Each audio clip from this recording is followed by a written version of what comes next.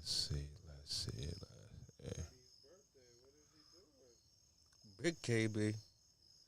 Darker the berry, the sweeter juice. That's what we need to have come back on the show. He should come and do a guest spot. Absolutely.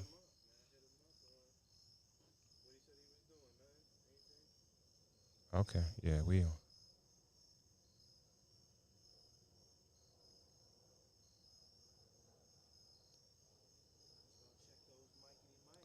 Mike. Mic check. Testing, 1, 2, 3. Testing, 1, 2, 3. I think I'm connected to the roadcaster, so. That you like.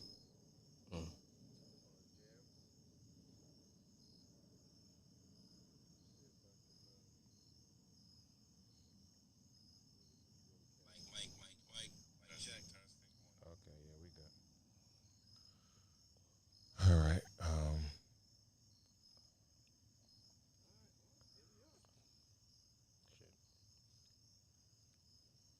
What is this? This is the Redwood Empire Emerald Giant Rye Whiskey. All right. That's a rye? Yes, a rye. That's right. why I got it. Because I know we did the Redwood before, but I Alright. said, let's try the rye. You feeling the ryes? I like the rye. Like ryes in general? Yeah. Because a couple of them, like the Hudson, I remember having like a minty. Yeah, it's like a cleaner. It's not. It doesn't hold as much like sweetness as the regular. It's like I don't know, but the rye it just feels. It feels as close to Irish whiskey as bourbon can get. I feel like. I get what you mean. I get what you mean. Yeah, I get what you mean. because like other bourbons tend to be a lot sweeter, heavy on the sugar. This is a regular.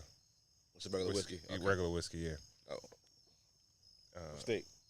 This is out of California. Cali. Yeah. See, Cali should have smooth too. We did the other Cali joint in that turquoise bottle. That was from Cali? That one was from Cali. Then we did another one from Cali back at your crib. Real smooth. I forget the name of it, but like it was like a short bottle like the Hudson. Very smooth. This does taste like a Cali. I like this.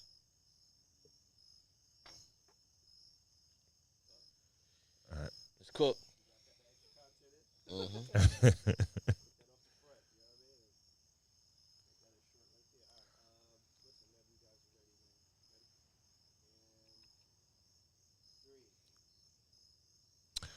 Good morning, good afternoon, good night. Welcome to another episode of Cigars and Whiskey, the podcast that discusses love, relationships, sex, and dating from a male's perspective. I'm your guy, Ron Coe, and I'm joined by my guys, White Star GB. The blacker the berry, the sweeter the juice. Shout out to the boy KB on his birthday, man. Yeah, happy born. Happy born day, baby. We also have super producer Corey Cool in the building, Cool University. Yep. What up, though? Shout out to everyone tuned in on YouTube. Please remember to share so we can get more people to tap into the conversation. We have a great show for you guys tonight. Tonight, we are drinking Redwood Empire Emerald Giant Rye Whiskey. Nice. We are smoking the Alec Bradley Medalist. And tonight we are discussing, I spent $81,000 to make myself taller because I kept getting rejected by women. That's a mouthful right there. That's nasty. 81. 81,000. Yeah. All right. White Star GB. Yo. How was your week, man? Week was good, man. Had the holiday. Then school started. You know what I mean? Got the kiddies back in school. Over the holiday, we went to a nice event. Shout out to YO and her people for having us over at the house. You know what I mean? A beautiful comedy event. How was that? Talk a little bit about And that, she man. always rolls out the red carpet for us. You know what I mean? To like promote and do our thing. You weren't there, Cool. We had put together a basket, right? And it was like a raffle. You You know what I mean? She went around and gave everything around, and then her husband came to us and he asked us, what's the name of the podcast and all that. I'm ducking behind Ron because I don't want to talk into the mic because one of the things that this is a little easy. You know what I mean? Talking into a camera like it's just us here, but a way podcasts make revenue is by doing live shows. Live shows, yeah, that's what I was about to say. And dog, those nerves got you. I can do that. You don't know if you dog. can do it, huh? When we went up on stage, I was like, let's go up there, man. We went up on stage, like, I'm praying, homie don't pass us the mic. I'm ducking behind Ron. I'm like, nigga, get me out the way, nigga. I don't want to talk in front of people. It's a weird-ass feeling. I mean, we're going to have to get over it eventually. Here you are. But, yeah, man, we got to speak up. You know what I mean? Like, that's one thing that after that night, I kind of put it in my head that I'm going to have to, like, work on that.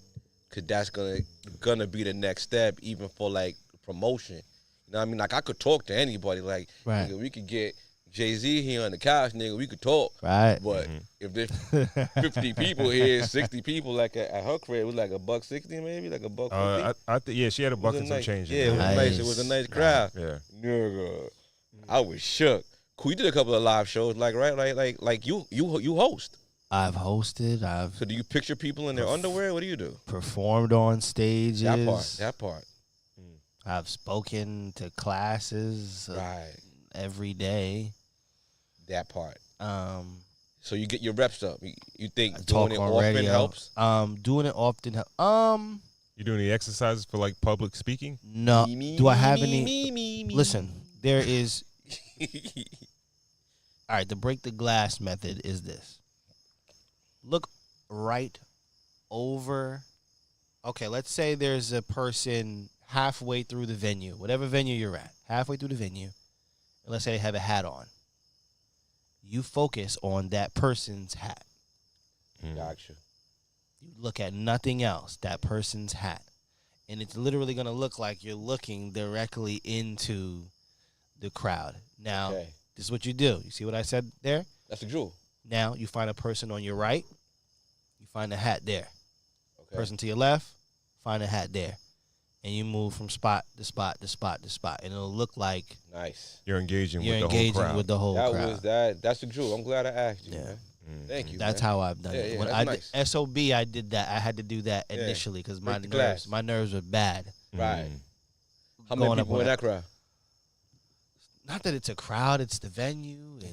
Wasn't I there with you? New York City, you know what I mean? Yeah. It's like, a little bit of magic when knowing that you could touch the stage and deliver a rap. Absolutely. But that was one of my moments. Now, midway through song 2 or whatever, okay, now the nerves are gone. You warmed up, That's initially what you do. Come right out, look for 3 hats. Yeah. On the right and the left. You start doing your dance, right? Yeah, listen. Just don't turn your back on the crowd. That's all I'll tell you. Don't turn your back on the crowd, right? Yeah. I think I did that too. I think I turned my back and ran off with the fucking with the basket. I didn't even come back. Yo, you know what I thought about after the fact? Because I wasn't prepared. I don't think we neither one of us were prepared because the last year we got like a little shout out from I forgot what the young lady's name is. Yeah, she had a host, right? Yeah, she was was semi like the host. Yeah. And she gave us a shout out and she kind of gave the information, she did all work for us. Gave the social media handle, all that good stuff. So I thought she was going to do it again. Yeah. And basically didn't give out the handles of the social media, anything like that, of the YouTube page or anything like that, and kind of just walked off the stage and gave away a nice basket. We gave a bottle of Mercer and Prince. Yeah. We also gave a bottle of Old Forester. Mm-hmm. We gave 2 Romeo and Juliet, the 1875 reserves, which is like a regular joint. Nice, but you go all right. We gave a 8-ounce Moods by Michelle Rose candle and 2 4-ounce cigar and whiskey Moods by Michelle candles. Was that candle our special scent? Yes, absolutely, exactly. Because it had to be, right? Absolutely, Moods, yeah. So they got nice. I know who won it. It was my man, man and his wife won it. So Okay. Shout out to them, man. Yeah, Shout out to them. They were enjoying it. Yeah. But yeah, man, that was interesting. It was a fun start to the holiday weekend, and we grew a lot more from there. I'm enjoying the last days of summer, and my week was good, man. How about yours? My week was cool, man. We just had some dog days of summer in September. It's crazy as shit, bro. Yeah, they came right It's back. like some, what do you call it? Indian summer or something like that? Mm-hmm. We had like it was 90 something degree days, but today we were only in the 80s, but it was super duper humid. Yeah, humid, yeah. And, for those of you who are new to the show, I'm a blue collar guy. I work outside, so I got to work inside within the heat. So kind of a little bit miserable, but I got through. I'm just happy to be here tonight, man. Staying hydrated, all that fly shit? Not as much as I should. Yeah, man. I ain't gonna lie to you. Work on that Yeah. out there, man. Yeah. Me? Yeah. Corey Cool, what up with you, baby? Oh man, nothing, man. Good. Piggybacking off of what you were saying, getting the kiddies to school. Right. Threw my little guy out there in the water now, man. He's out there with the sharks, man. Let's go. He's out there Big with the guppy. sharks, man. Big guppy. We're gonna see if he floats, right? Or, we're testing the waters out. My girl, she's all right. She's ready to do this. She's well prepared. Yeah, grade she going she's to? seasoned. She's seasoned. Yeah, now. she's a vet. She is in second grade. Nice, very nice. My daughter's in second grade, and we're looking at pre-K for the young guy, number 2. So I didn't like to say it like Beautiful that. thing. He, it was rough. It was rough, I think, for him. It was rough for me too. I'm not crying. You're crying. You're crying. And he did good though. He went and he everything was went. good. I mean, Happy to you. he came back alive, and Yeah, in one piece. Yeah, my man. No noticeable bruises My yet. man. You gotta bring him one night, yo. I might.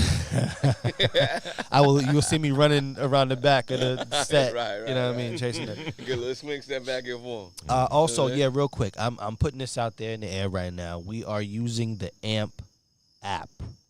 Okay. I want to say this up front. This episode, using the AMP app. Come join me. We are going to explore the newest albums that come out real time together. I'll make sure I let everybody know exactly when and where, but that is for sure happening by the weekend. All right, Friday mornings. Let's cook. We're all trying to get this, listen to this music. Mm-hmm. You have to join me. We're gonna listen. That's like tradition. I mean, it used to be Tuesday, Wednesday. It like used to be Tuesday, Tuesday, you Wednesday. joint. Now it's Thursday. Night, Friday. 11:59. Yeah. What are we doing by Give 12? that good refresh on the app, and That's everything's it. up there. And it's up there, and Yeah. we're gonna listen to at least the first, 3 or 4 records. Talk about what we like the direction where it's going, and then we're gonna help everybody, on their way to experiencing albums a little differently, man. We're gonna make a community around this listen. Did Drake give a Did he give a date for his joint? Yes, it is. What does my script say? It's soon. It's supposed to be very, very soon. Okay. Very, very Yeah. soon.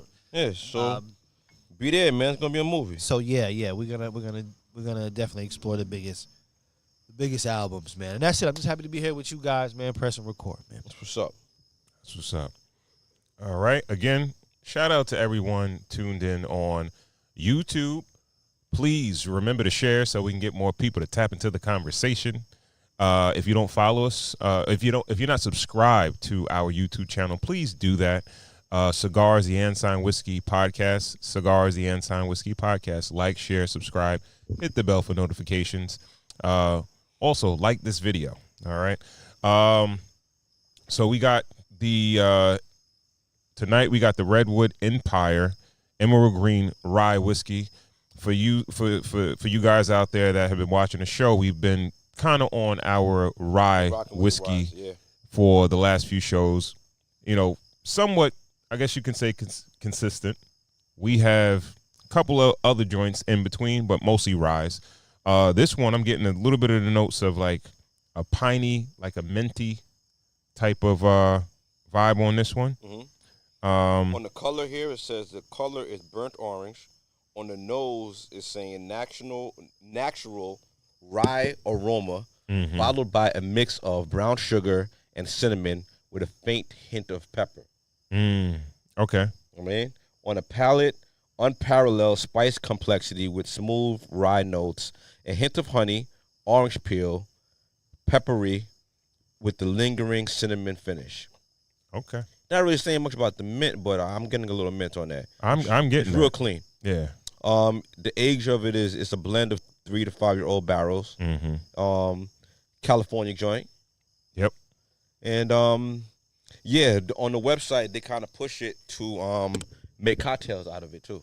Really? Yeah. So give a couple of recipes on there. Gotcha. And I can see like this could be a good cocktail because it's real smooth and it's not really bitter on the back end.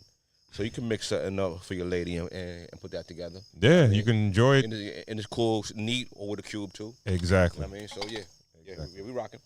All right. Also, 45 ABV, 90 proof, retails at about $35 for 750 mil. Alec Bradley, a little information on that one. The Alec Bradley medalist. I'm not sure exactly how new this one is because we smoke a pretty decent amount of Alec Bradleys, but this has to be relatively a newer rollout. And they kind of roll out a pretty decent amount of cigars. This one is origin is Honduras. The wrapper is Honduran. I think the size that we're smoking is the Robusto, which is a 5x52 ring gauge. I think it retails about $8. Binder is Honduran. The filler, Honduran, Nicaraguan. Somewhat, it's not too heavy, kind of light, yes. but pretty smooth cigar. Yeah. It's pairing pretty well with the redwood. Real nice. Yeah, we'll let this marinate and we'll come back and let you guys know how it fares. Question: what do you think the process of putting out your own cigar would be like? You would have to find someone to make the cigar first. Getting the wrapper is the easy part, but then what is basically getting it off? Like how long does to be honest with you, I believe, and I hate to say this about the cigar industry, there's a handful of growers and there's a bunch of different companies, right? And the growers that are they're producing the cigars. They have the testers, the guys that smoke the cigars, the test the blends and everything like that. Yeah. And they give these other companies a choice. They let them smoke them, and you pick what cigar you want to throw your. Oh, it's like that. Yeah, a lot of cigar companies, I believe, are like that. Okay. But so the main thing is finding a cigar maker that makes a cigar you like. Absolutely. So it's sort of like the watch game. Like no one is selling the same cigar though.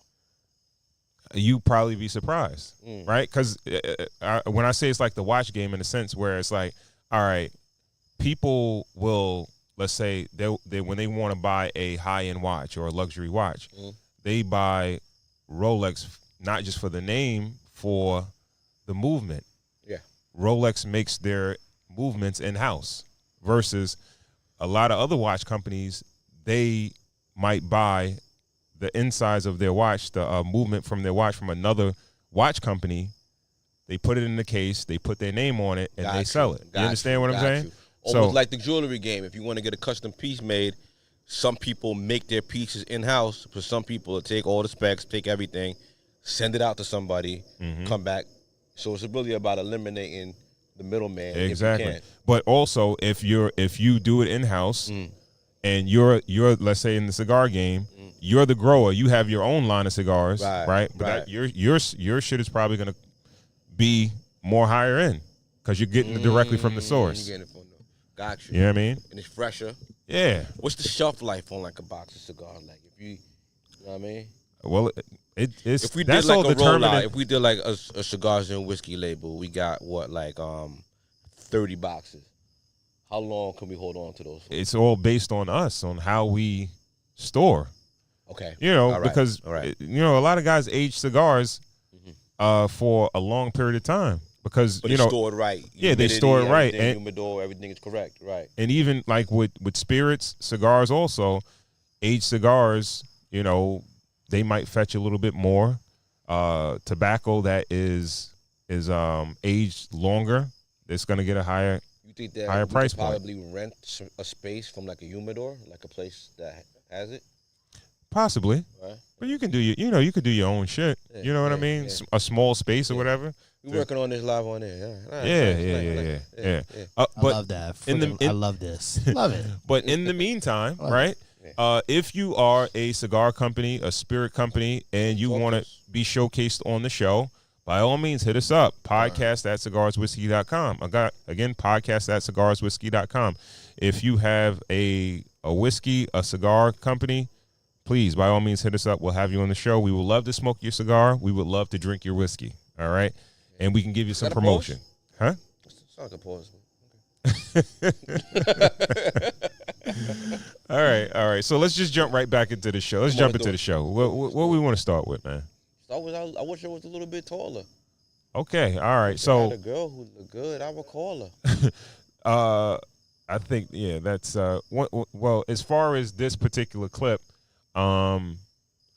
we actually did a repost on our page with this content, and it got a lot of traction. You had a lot of people reacting to this particular clip. Laughing at that nigga. They were. Come on now. But I felt like we definitely had to react to this video tonight. So, all right.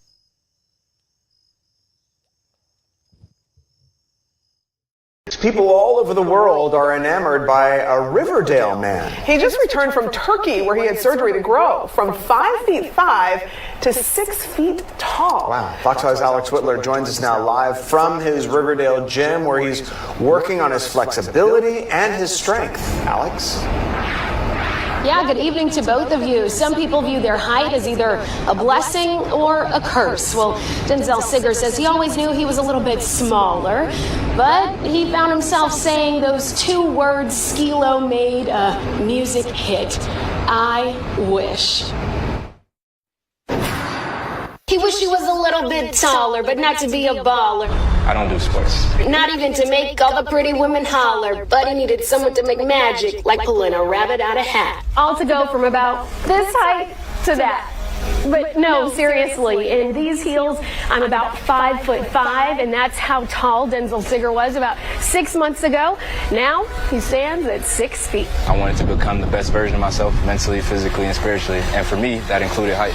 It all started in December in Turkey when Siggers underwent his first of what will be 6 surgeries. Surgically cut the bone, they put a rod in it, and they connect a device outside the leg that connects to the rod inside the leg, and you turn a key on it every day for 90 days. He did that twice, once on his lower leg, again on his upper, and it cost about $80K overseas versus the estimated $150,000 he would have spent in the States. It's called Live Life Taller. They have a rehabilitation center. They help you get back on your feet, and you're there the entire time you go through the surgery. Whereas when I was going to do it in America, they pretty much do all the facilities I found. They do the surgery and send you home.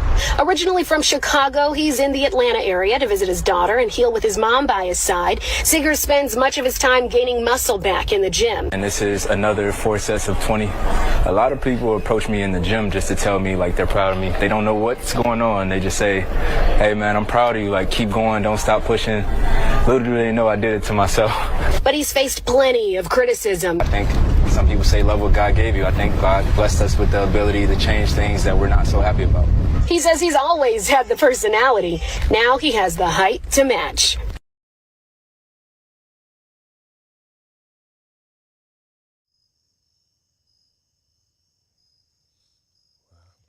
Yeah. That is interesting. Very. 5'5" to 6 foot. Mm-hmm. That's interesting. What's the average height of a male in America? You think? Like 5'7", 5'6"? No, I think it's about 5'9". 5'9"? The average height? I believe so. Yeah. Okay. Corey, cool. You. So he's trying to get a little bit above the average line. This might not be right. I'm on the fact check right now. He probably just felt a little small. You know He's what I saying mean? 5'6". 5'6" is the average height of a Well, not okay. as No. I was about to say something crazy. Of a black man. You want to go black man? No, I'm like 5'6" seems like the. All right, so in the world, let's say in Watch the your world, mouth, nigga. I'm about. in the world is 5'9". How tall are you? The average height is 5'9". 6'2". Yeah, I'm like 6'1", so. Yeah, nigga. Watch your mouth, nigga. I'm a little under you, nigga.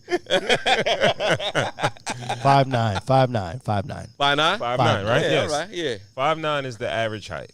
Yeah, 'cause I'm about like 5'5", 5'6". I What? never really. Bro, I'm shorter than that? you're taller than You're taller than 5'5". that. Okay, yeah. So, all right, 5'7", maybe 8. I don't know. Maybe I never like really 8. measure myself. I don't know. You never. So What does your license What is say? it? Exactly. What That's does your what I was gonna license say. What's say? your license say? I think Where's I it- paid up on my license too. Where's your You license? can put it Where on. is it? Where's your 5'7". license? I don't have my license on me. All right, we're gonna Probably get said back. like 5'7", maybe. We need to see what the license says. They got you. Yeah, I'll get it during the interview. All right. I don't know. I've never really thought about it. Like, you know what I mean? Like, I know there were people taller than me, but it was like, all right, like, you know. So, that's one of the questions I was gonna ask because. What, were you interviewing the short nigga? No. I They want got questions for short No, niggas. no, I Go ahead, wanna- nigga, go ahead. no because I represent. honestly, to be honest with you, I've never really thought about height like that, right? Until a friend of mine brought it to my attention, right? And What do you say? shout out to my guy Cal Ramallo. I used to work with him a while ago. Good guy. And everything going for this, everything going for him, like every other characteristic, decent looking dude, dressed fresh. His suit game was immaculate. Great broker. He's a stockbroker, making great money. Cool guy. Yeah. But he would always say to me like, "Oh, yo, Ron, man, if I had your height." And Who was it? Did it make you feel weird? Like, I would feel weird. I felt weird at the time because I never even thought about my height. Because you got to understand, like, all the men in on my mother's side, everybody's over 6 feet. You understand what I'm there's saying? some giants over there on the outside. Yeah, everybody's that, Yeah. everybody's relatively, if you want to call 6 feet or better tall, they're that, they're up there. You understand what I'm saying? But you got friends. You got friends that are smaller in stature, like at that age too, right? Yeah. Like you were around people that weren't the tallest. Yeah, but It just never came up. no, it just never came Yeah. up. But when he brought it to my attention, I'm like, I never really thought about it like that or whatever. But I never knew people really tripped out about how tall they were or how short they were. And he was about, let's say, maybe about 5'6", 5'7", or whatever. And he was like, if I had your height or whatever, you're a great height or whatever. He kept saying that. And I'm like, all right, whatever. What did it make you feel about him? Did it make him feel like, in your eyes, did it make him feel like he was insecure or like? No, not really. Not really. all right. At the time, at the time, this guy was like my mentor in a sense. right. You know what I Okay, mean? all So I kind of looked up to him in a lot of other ways anyway. So it didn't matter. You, but I'm bang. But one thing that I don't understand is like, why is 6 foot the number that everybody wants? I don't know. See, I always laugh because I'm at the weird height. I'm the tallest of the short guys, shortest of the tall guys. So you and Ron aren't the same height? No, Ron is 6'2", I am 6'1". All right. Big difference. It's not a big difference. No, it is. It is. It is. All right. It's sad to say, but it is. When you're 6'2", it's a different club. It's a different club. Okay. You really feel like I'm that? like tall. Listen, You could have played like shooting guard. Like you officially could have been in the NBA right. at 6'2". Yes, at 'Cause there's 6'2". no one really Yeah, smaller than yeah, 6'2". yeah, Like, yeah. I mean, you might 6'2" see- is the NBA point guard height. Yeah, that's 6'2". It's a different Yeah, club. yeah. God got me close. Mm. You know what I mean? 6'1". With no cigar. No cigar. Oh no, no cigar and whiskey. No cigar and whiskey. But I will say that I have received luxuries on a daily basis, kind of based off tallness and. Like what? No, I'm just saying people Let me hear one. they gotta respect you a little bit. Oh, like that? So you the first to tell people that they balding? Like, yo, your shit going, nigga. Yeah, but like Got you the know, bird's eye like view? when you come up in the spot, like You know what I'm saying? Yeah, you know, come up in the spot. It's like I get that. what he's saying. I get what he's You know saying. what I'm saying? Because I won't lie to you that I've been in a lot of rooms where I'm probably a lot of rooms that I've been the tallest person. The tallest, it's not a lot of tall people. You understand what I'm saying? Yeah, that's And most people are like, I guess you would say around the average thought about height. you when it was like Ron is tall. I never thought about it. I never been like, Ron is tall. I never really think about it like that either. Like when I see Hollywood Dev, shout out to Dev, he gonna be on the show in a couple of weeks. I look at him. Yeah, like, no. Those guys are tall. Those guys are tall. Nigga, I look at my guy. You know what I mean? Like hoop dreams. You know what I mean? Yeah, tall. But let's get back to homie. No shame here. Whatever make you feel better, man. Could that $80K been better spent? Absolutely. Right? Absolutely. Hollow Miami Cuban, fucking Scat Pack, nigga. You got the same hoes, nigga. Absolutely. And that's the first thing I was thinking. I'm like, yo, dude, spend that. You could spend money on. You could buy some clothes. You could buy a nice car. You could buy some jewels. But if you don't feel good about yourself, you don't think that can make a dude feel good about himself? Well, no, yeah, but when he might like tall bitches too. Pardon me, women. You know what I mean? He might like the giants. You know what I mean? So he might be looking at it like the kind of women that he's into are, got a little height on them. All right. So we live in a day and age. We have women that will do BBLs. They'll do breast jobs. They'll do a bunch of different elective surgeries in order to enhance. Yeah. Is there anything wrong with this one? Other than the fact that it's $80,000, right? Maybe in the future it will become more affordable. I think we're gonna look back at this in like 2 years and be like, he took the shame out of it. The dudes is getting, lipo done and everything like that. Dudes are getting stuff. Dudes is getting the ab package. You know what I mean? Dudes is getting stuff on the low. They're just not as vocal as he is.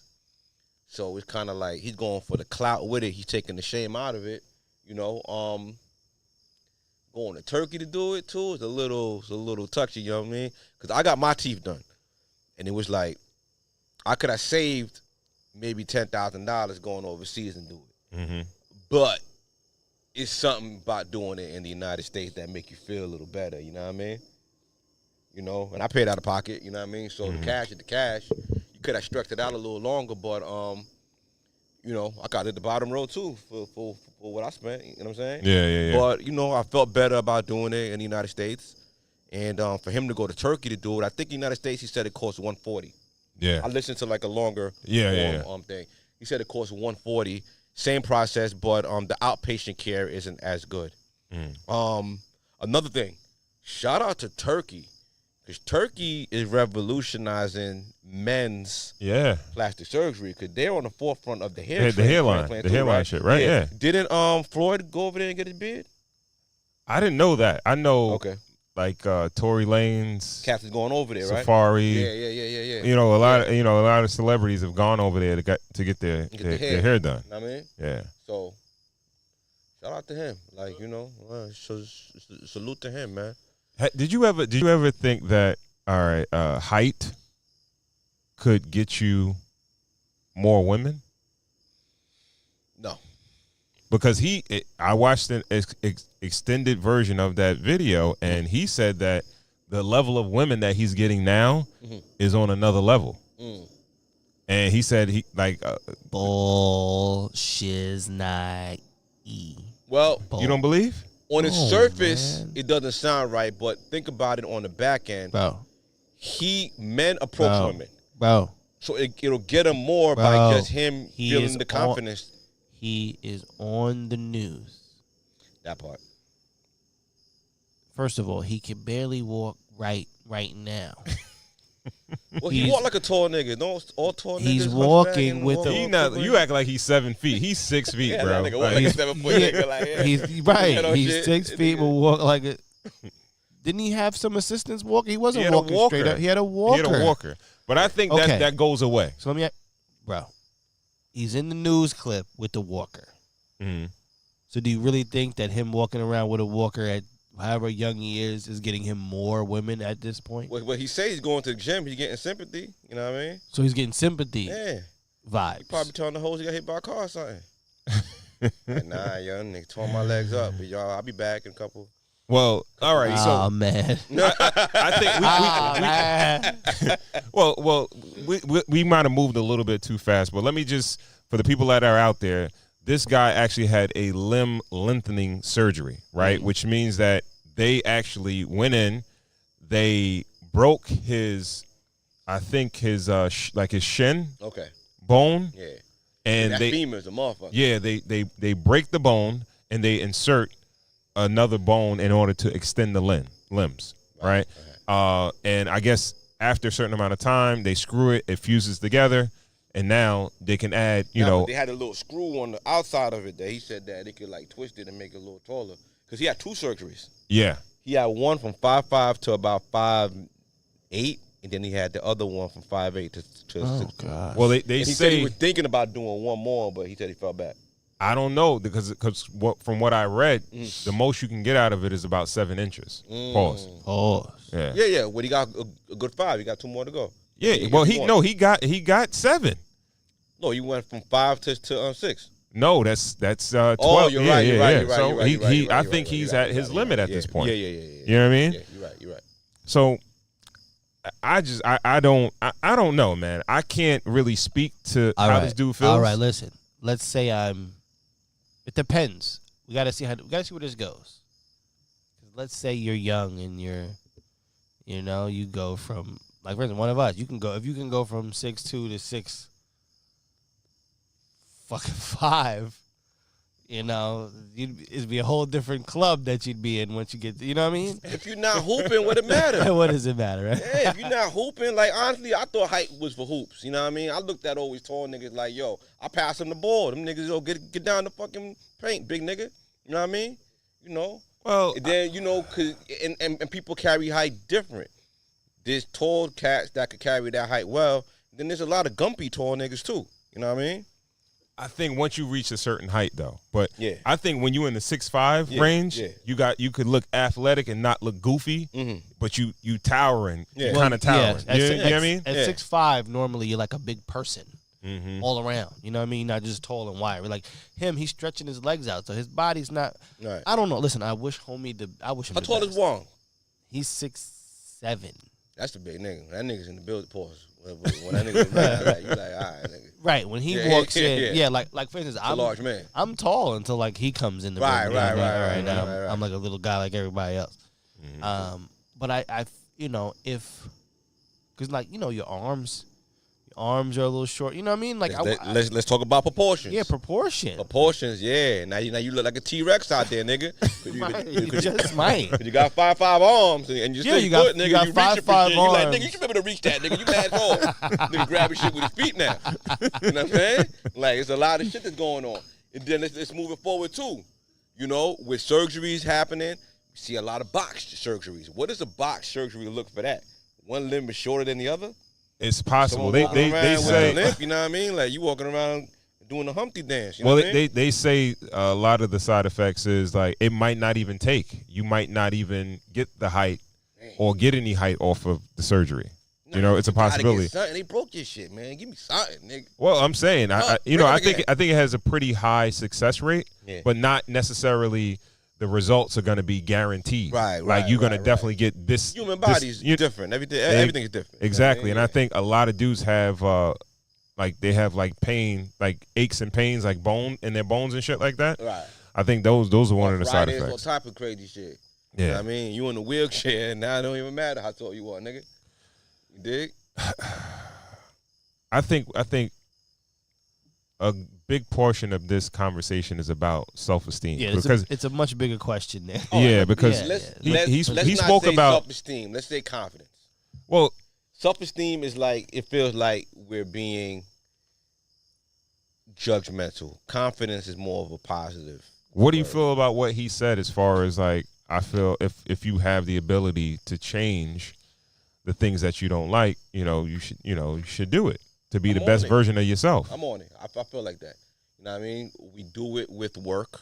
We go get more degrees, or we get different certifications to make more money. We do it with even cosmetic things. People go to the gym. People lose weight. Men have weight loss surgeries. Men fix their teeth. I feel like this is one of the new things, you know what I mean? That's coming up. And I feel like when the price gets a little bit more competitive. You think you'll see more men doing it? Yeah, I think so. I don't think they're going to be as vocal as he is, but yeah. I think you have to. People are going to notice that, especially as a grown man. If they see you have a fucking... You got a discount for promoting that shit? That's why he... It's possible. It's possible. It's possible. Right. I ain't gonna lie to you. My message to dudes out here, it might sound cliche. I think you should just be happy with what you're given.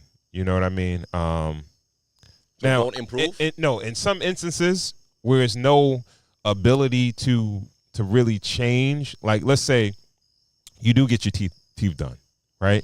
You can't,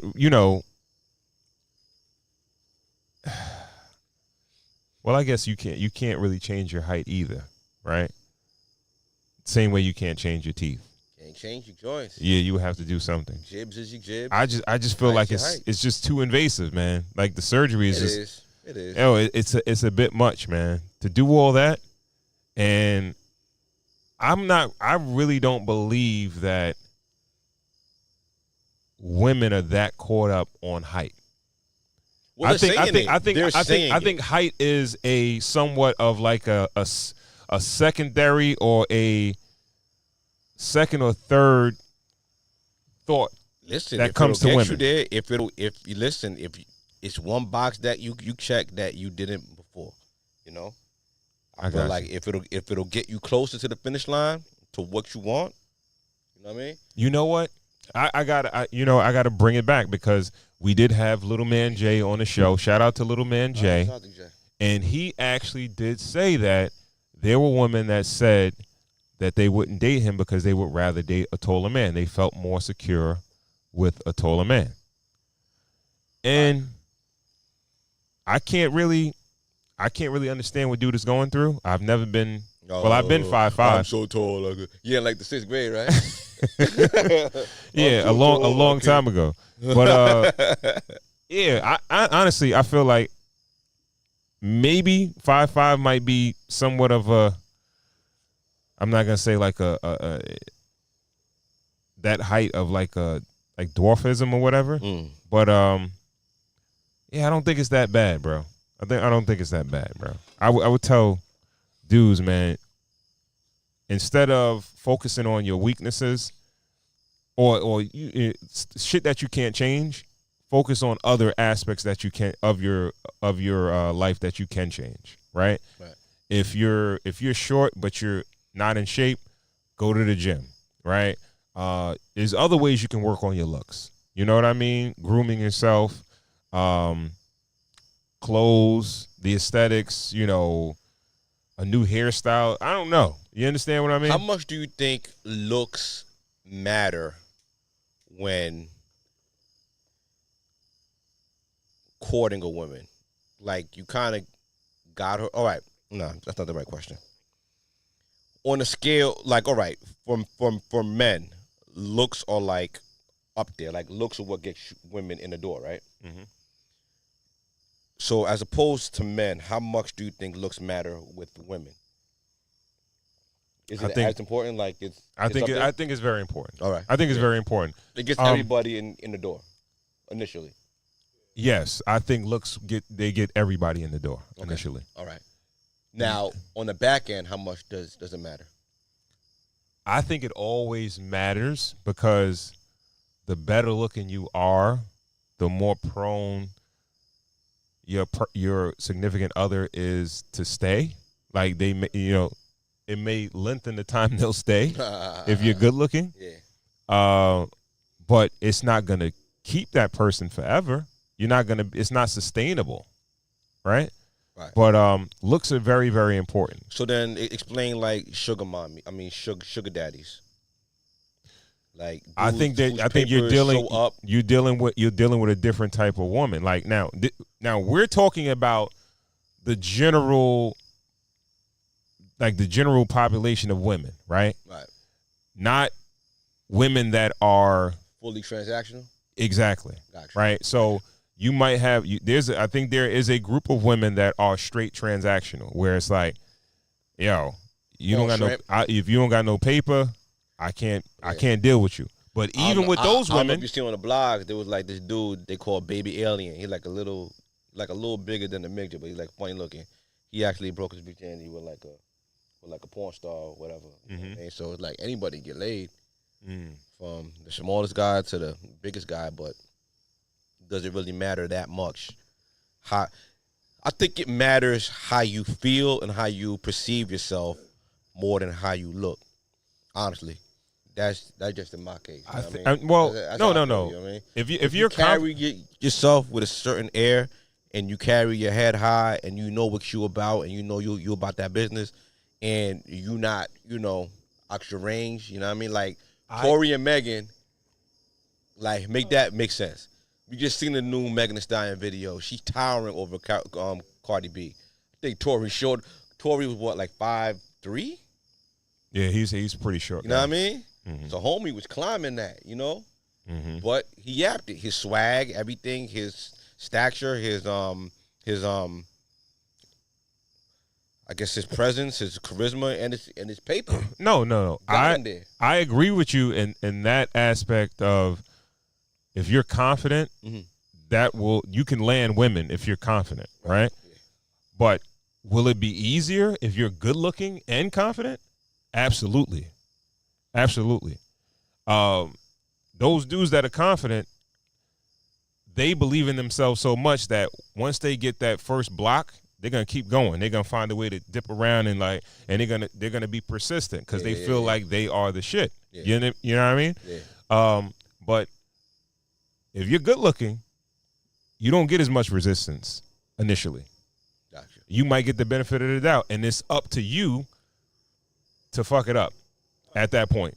You talk yourself out of the punani. The punani. You know what I mean?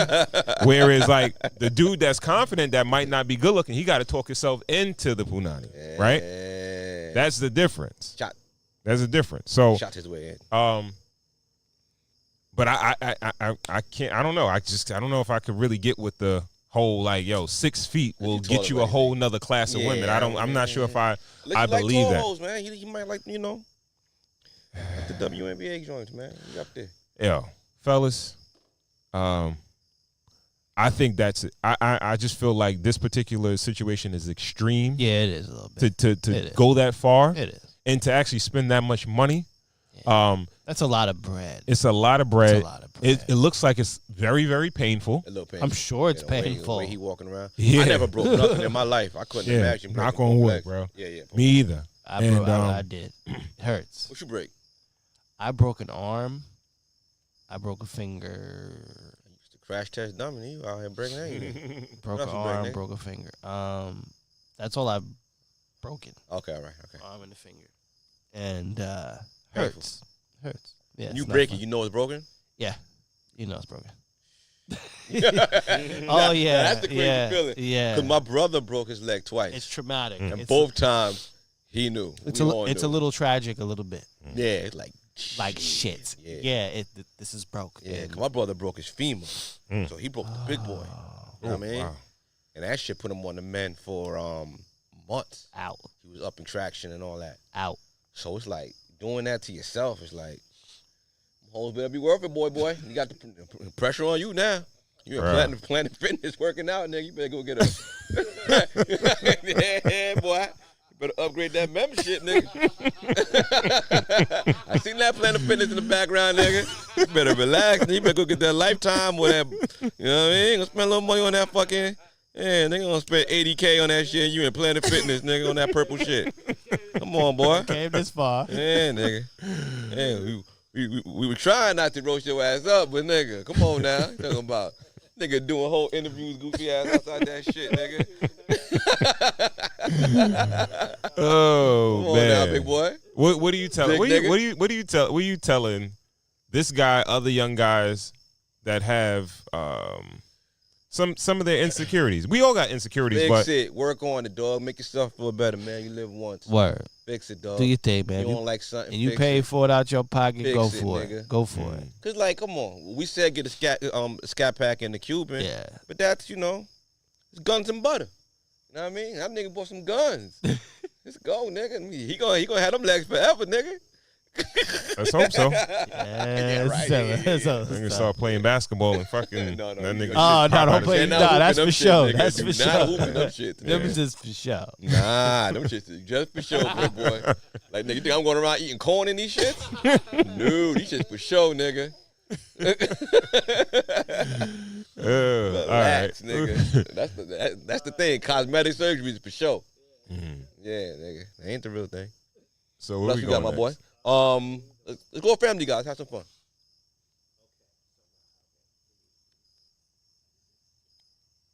No. Number 4. We're going to miss this little extra TV shit, too. Mm.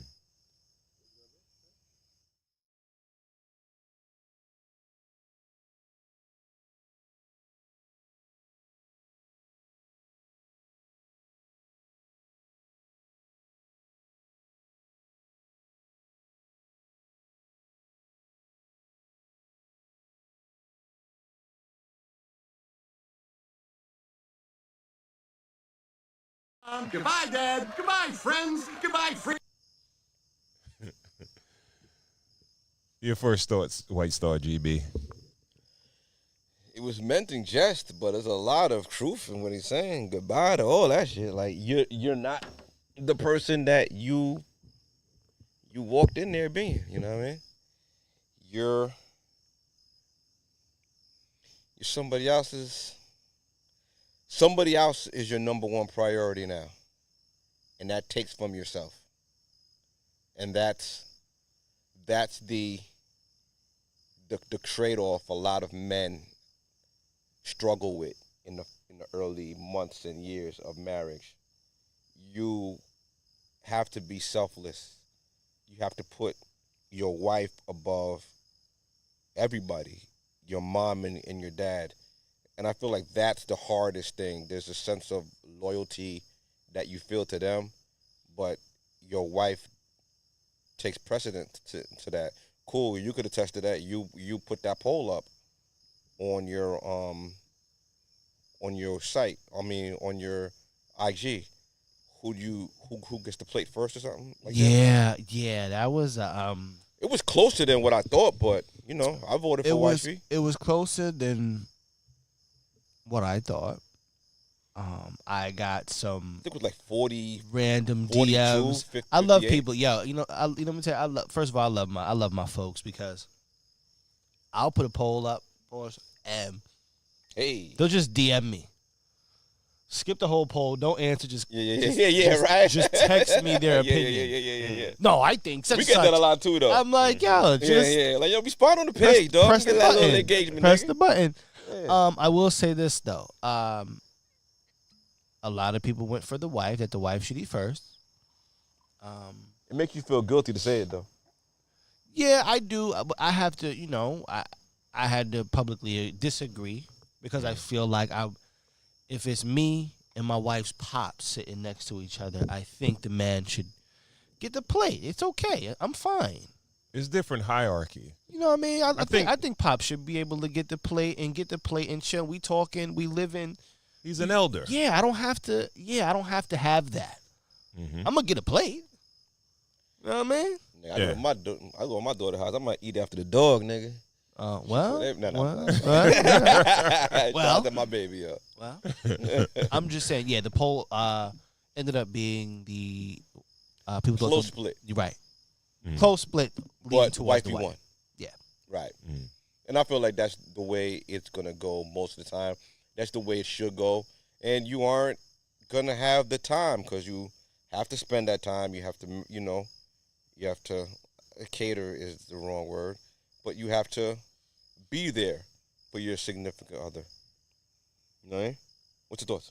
Well, I agree with some of the stuff you said, but I semi disagree with some of the stuff you said because Let's do it, man. Let's fight. I feel like as men, we kind of already have, and I'm not speaking for everybody, but I think the majority of us have that selfless attitude prior to marriage anyway, right? At least I feel like you should, right? Me personally, I'm a person that before I say stuff, I think about how it will affect somebody else before I say it to them. Right. I worry about, I think about other people's well-being. Like, this is before I was married to anybody. Right. Whether I was right. Relationship with my friends, with my family, I want to make sure everybody's good regardless. You know what I mean? I wasn't like, yo, if I'm good, then fuck everybody else. You know what I mean? So I think it's just another person that's underneath your fold anyway.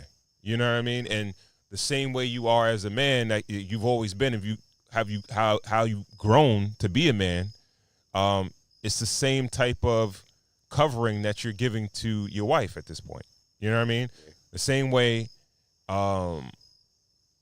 you might, as a little kid, when you're of a certain age, your mom protects you, and then you get to a certain age, and it's like feel like you're protecting your mom, right, even though you're still young. Right. You know what I mean? Yeah. So, but I'm saying on the flip side, for layman's terms, Mr. A sitting there, you're not gonna trip, right? If your wife brings a plate to Mr. A first, absolutely you know not. What I'm saying, like, nah, like, you know what I mean? No, not at all. all. Drink, he need something, you know what I mean? He need to be totally set up. Let me ask you a question about a little bit of the guilt. My mom has my dad, so I really never felt that role of being her protector, which is good. You know what I mean? That's good. Is there a certain sense of guilt that you guys feel with your mom? Like, does she rely on you a little bit? Where it's a little, you have to kind of like juggle or play that fine line a little bit more. I feel like I'm a little bit more off the line. I could always, not defer to pop. No, I get what you're saying, and I wouldn't necessarily call it guilt, but like I said though, even in my relationships with my friends, you know what I mean? Like, I would probably try to see if everybody else is good. Look, you know what I mean? Listen, not just you can't compare your mom. No, to your friend. no. You'll let your friend be homeless. We're gonna make sure moms is good. Yeah. But in the meantime, we are speeding. We are speeding on our own journey. We are flying a million miles a minute. Just call me if something happens, if something's wrong, if you need something. Now, that's me with my mother. Right. Love you to death. Call me. Yeah, just call me. Call me when it's fucked up. You know what I mean? We'll deal with it. In the meantime, I am running as fast as I can. I got to build my life. Yeah. I'm over here. Right. And I think that's kind of okay. That's kind of how I handle mine. Yeah. You know what I mean? Well, private. Go ahead. Well, I was gonna say, let's get back to the clip. Yeah. And because it makes it sound as if marriage is misery for men, like it's just a bad deal, like you just really lose everything. But I don't think it's supposed to be humorous. Yeah, of course. But there's a I think of it's certain things that you do lose, but the question is, do you gain more than you lose when you get married? Definitely do. You know what I mean? Like, yeah. And a lot of that stuff that he was talking about is self-preservation. We've all been to Donkey D's house and got to take that ride home, and our wives are taking the cup out of our hands. After a couple of drinks and a couple of and that's he said that, like, goodbye lying about how many beers I had. Yeah. You know what I mean? When she going out, you drink a couple of more, you know what I mean? You hide it from the warden. You know what I mean? But that's for your own best interest. Absolutely. You know what I mean? Absolutely. So, yeah, you lose a bit of independence, but you gain your army, man. Mm-hmm. You got your general now. You know what I mean? Yeah. And I believe a lot of what people peg as negativity or what you lose in a marriage, I think a lot of it is based on your partner, right? Yeah. Or even setting ground rules. Well, we spoke about it in the boundaries episode, right? Yeah. We spoke about boundaries. Yeah. Certain things you're gonna give, certain things you're gonna put a hard line on. Yo, I'm keeping this, yo. You know what I mean? And I think it's for even for women out there that expect to change a person or even a guy, change a woman or change a man just because of marriage. Disaster. I don't think that's the right mindset to have. You'll be shocked and awed when it doesn't happen and it doesn't go your way because people, what you always say, you was who you was before you got here, right? A lot of the times, if I am the way I am, you might get a more enhanced version of what I was. Absolutely. You know what I mean? Absolutely. So to think that cut the fat. If I drunk a few beers or I hung out with my friends or, you know, I used to shop. I like to go shopping. I spend money on clothes and all that shit like that. Yeah. Like, all right, I might compromise a little bit. I might tweak it a little bit, but you can't expect me to just give up who I am. Right. And you married me for a particular reason, for who I was, right? And the qualities that I did have. But if you know you OD, then that stock Xbox is coming. You know you hiding that sneaker box. But you're like, nah, I had these. You know what I mean? Do you lose more of yourself in marriage, or I was cozy in the corner though. Cool. Damn. All right. I'm getting there. Do you lose more of yourself in marriage or having children? Having children. Absolutely. Right. I would tell anybody who is in a relationship, engaged, or has just started their marriage doesn't really change your relationship like that. You could have a good time being two married. Exactly. You could have a good time being two married, no kid having folks. Shout out to y'all, yeah. Absolutely. You can have a great time. I know a lot there. of people like that. That's a great. I think that's the great time. Yeah, that's a great time. It's a great time. That's a great time. Yeah. When you have kids, that is a ultimate change in life. Like it that is what kind of, I'm not gonna say turns your world upside down, but that'll do a number. No, that's when the true selflessness comes around, and that's when you truly lose yourself, and it's on the pot. And listen, if you're a good parent, you want to do it, and you find all new interest. Like, you know, them Saturday nights those Saturday afternoons. Cheerleading and that swim and that soccer and that basketball. It shows importance. It bleeds importance. It's where your time has to go, and you don't have to be apologetic about that time. Right. You know, the craziest shit is that you would hear guys that are so down on marriage, but they already have kids, right?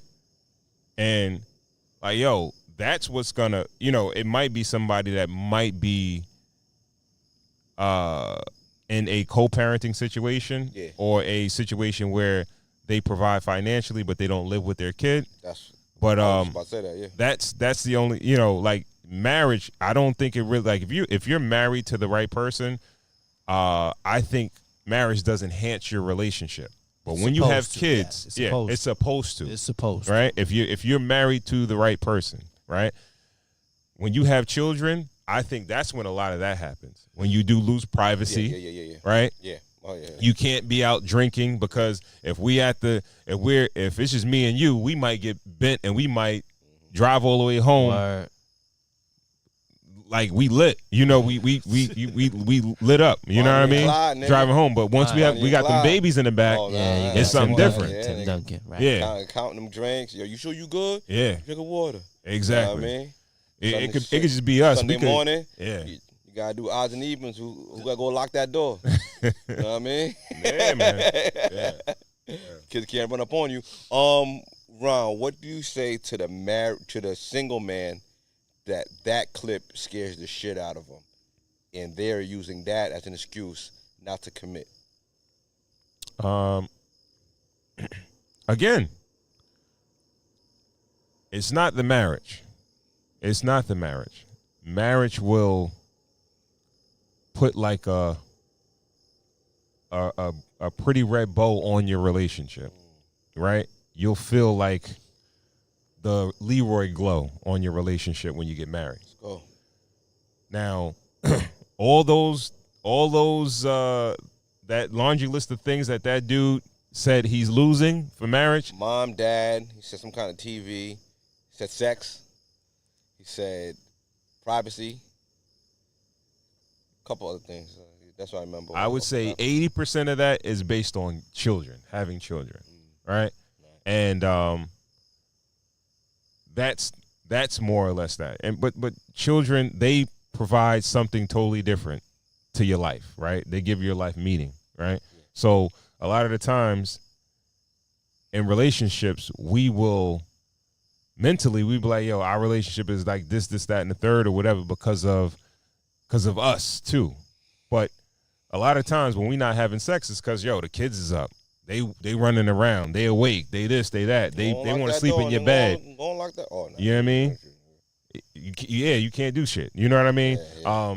You don't have privacy. They want to bust in your room, knock on your door, whatever. You know, all that type of shit. You know what I mean? So children, and I'm not saying there's nothing wrong with having children, but we love our kids, but exactly. darn it. Yeah. Exactly. Our parents used to make us go to church on Sunday. They used to make us walk to church on Sunday to get us out the house. Which one?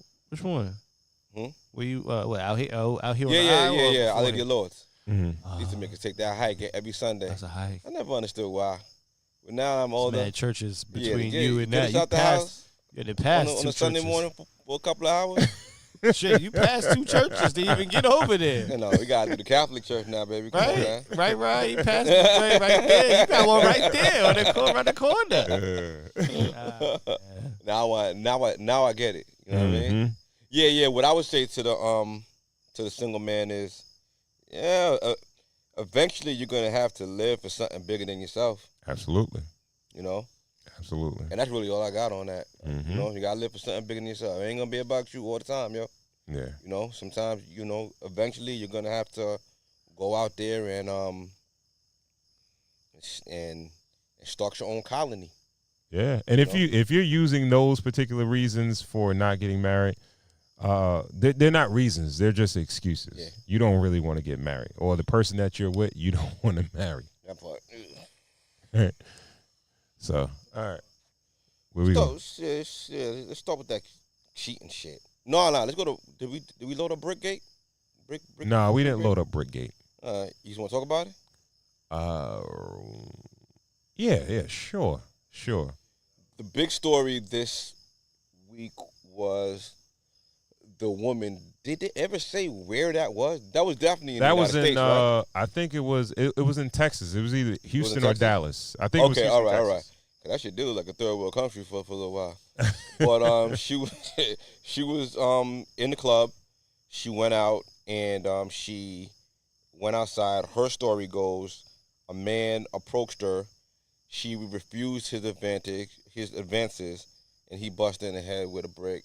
She pulled her phone out and proceeded to, show us this big hematoma that was growing on the side of her face.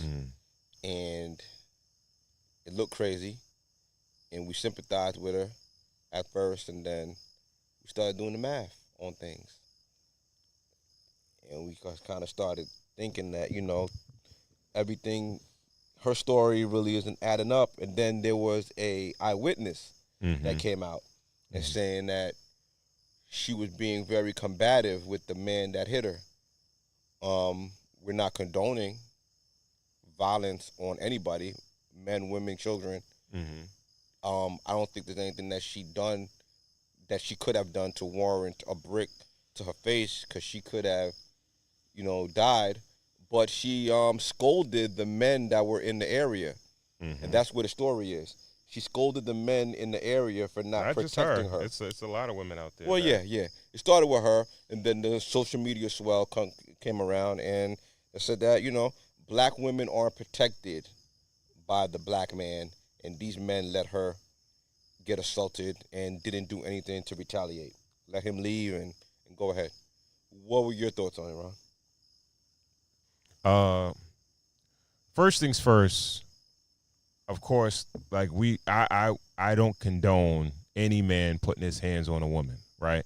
Let's just start there. And for guys that don't know, the reason why it's taboo to do something like that, because we know as men that we are physically stronger than the majority of women, right? So it's not a fair fight. So to physically put your hands or physically assault a woman, that's why it's not right to do, right? Especially with a brick, that's a force multiplier. Absolutely. Whatever you was coming at her with, you multiplying that force by 10.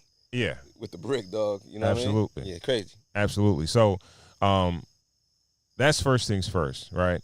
But we have to understand, and I'm not trying to make an excuse, but the same way that men are physically stronger than women and they could physically fight and probably beat most men could beat a woman up mentally or verbally, I don't think most men can compete with a woman when it comes to arguing or anything like that. You understand what I mean?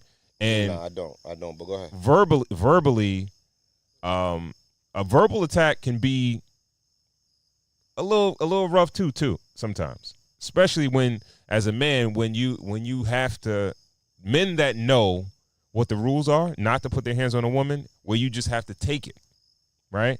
You have to just walk away, not say anything back, because you're not going to win that argument, and you can't get physical, right? But a lot of men, they can't keep their emotions in order, right? That's the only way they know how to react. You know what I mean? It could depend on a ton of different things, but we said, I think we spoke about this on the last show when I was telling the story, whereas I feel like a lot of the times women feel like they can say what they want to say and they don't feel like it shouldn't end up in anything physical, but they don't think there's any consequences to the things that they say and do. You are the weaker sex. You should be risk adverse. I'm not saying take punishment. I'm not saying be in a line of fire, but you should be risk adverse. You should be trying to diffuse almost every situation with a man you get into. Bro, all right, women, right?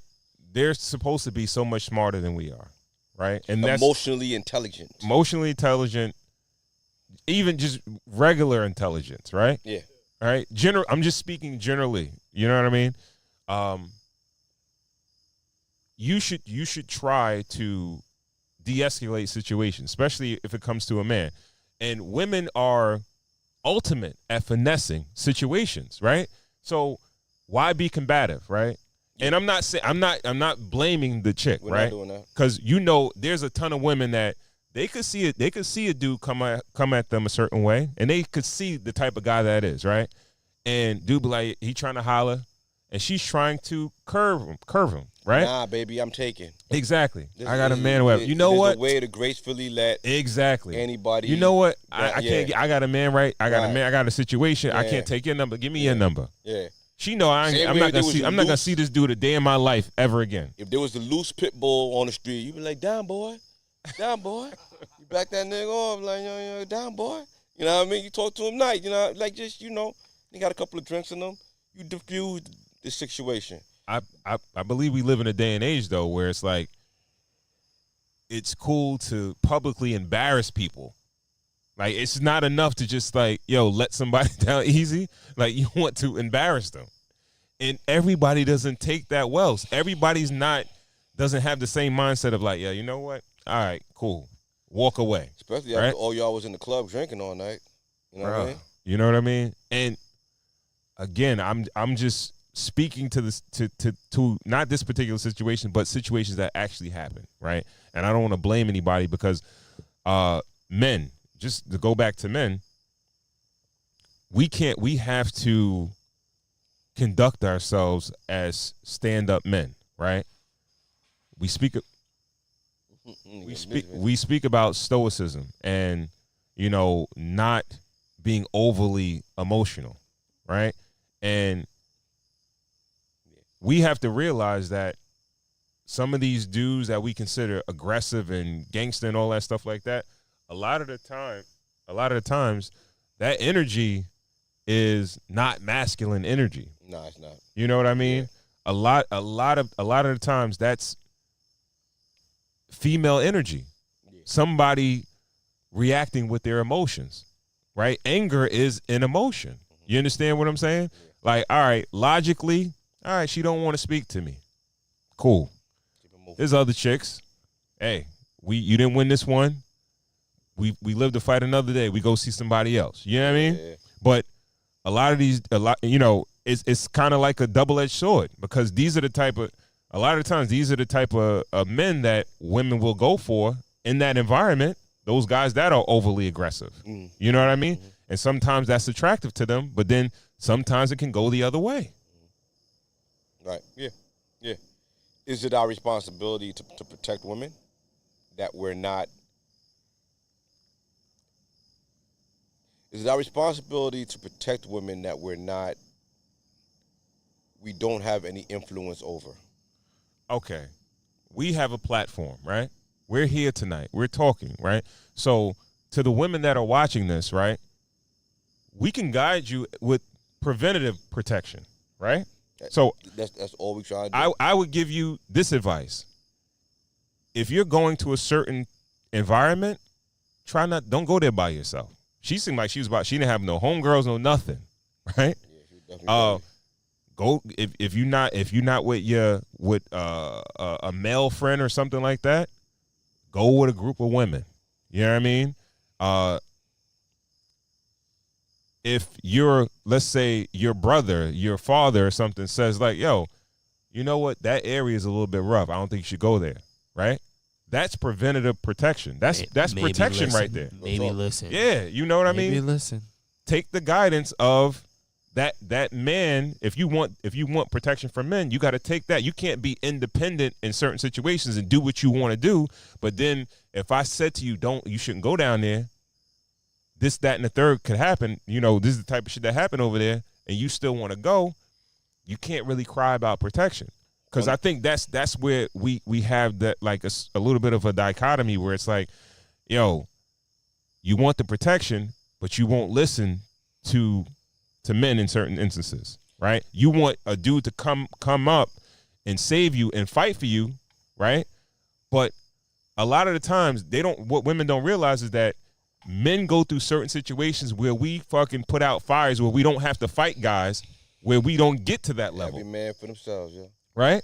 So how many times you've been in arguments with other dudes and you be like, yo, and men know that there's a possibility this could end up being physical, right? And before we get to that point, dudes might hash it out.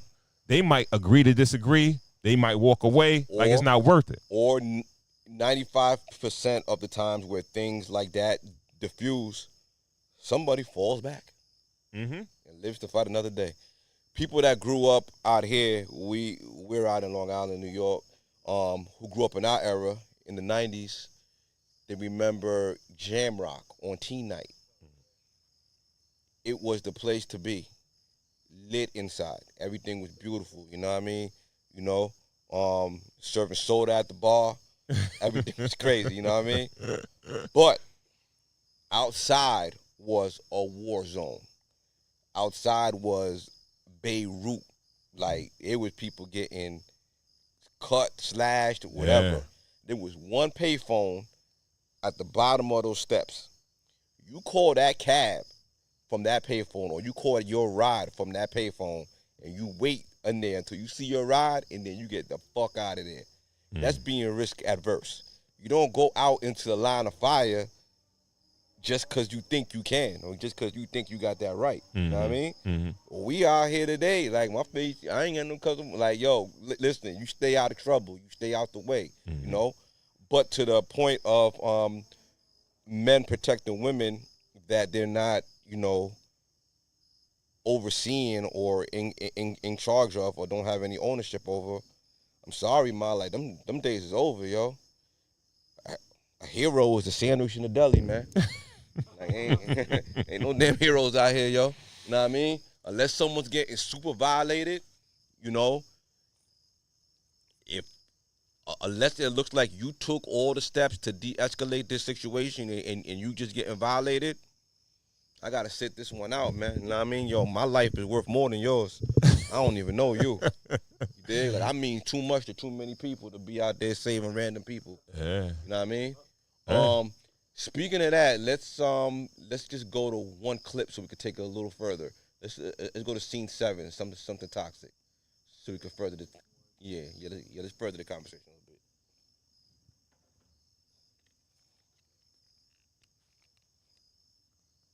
Yeah, turn the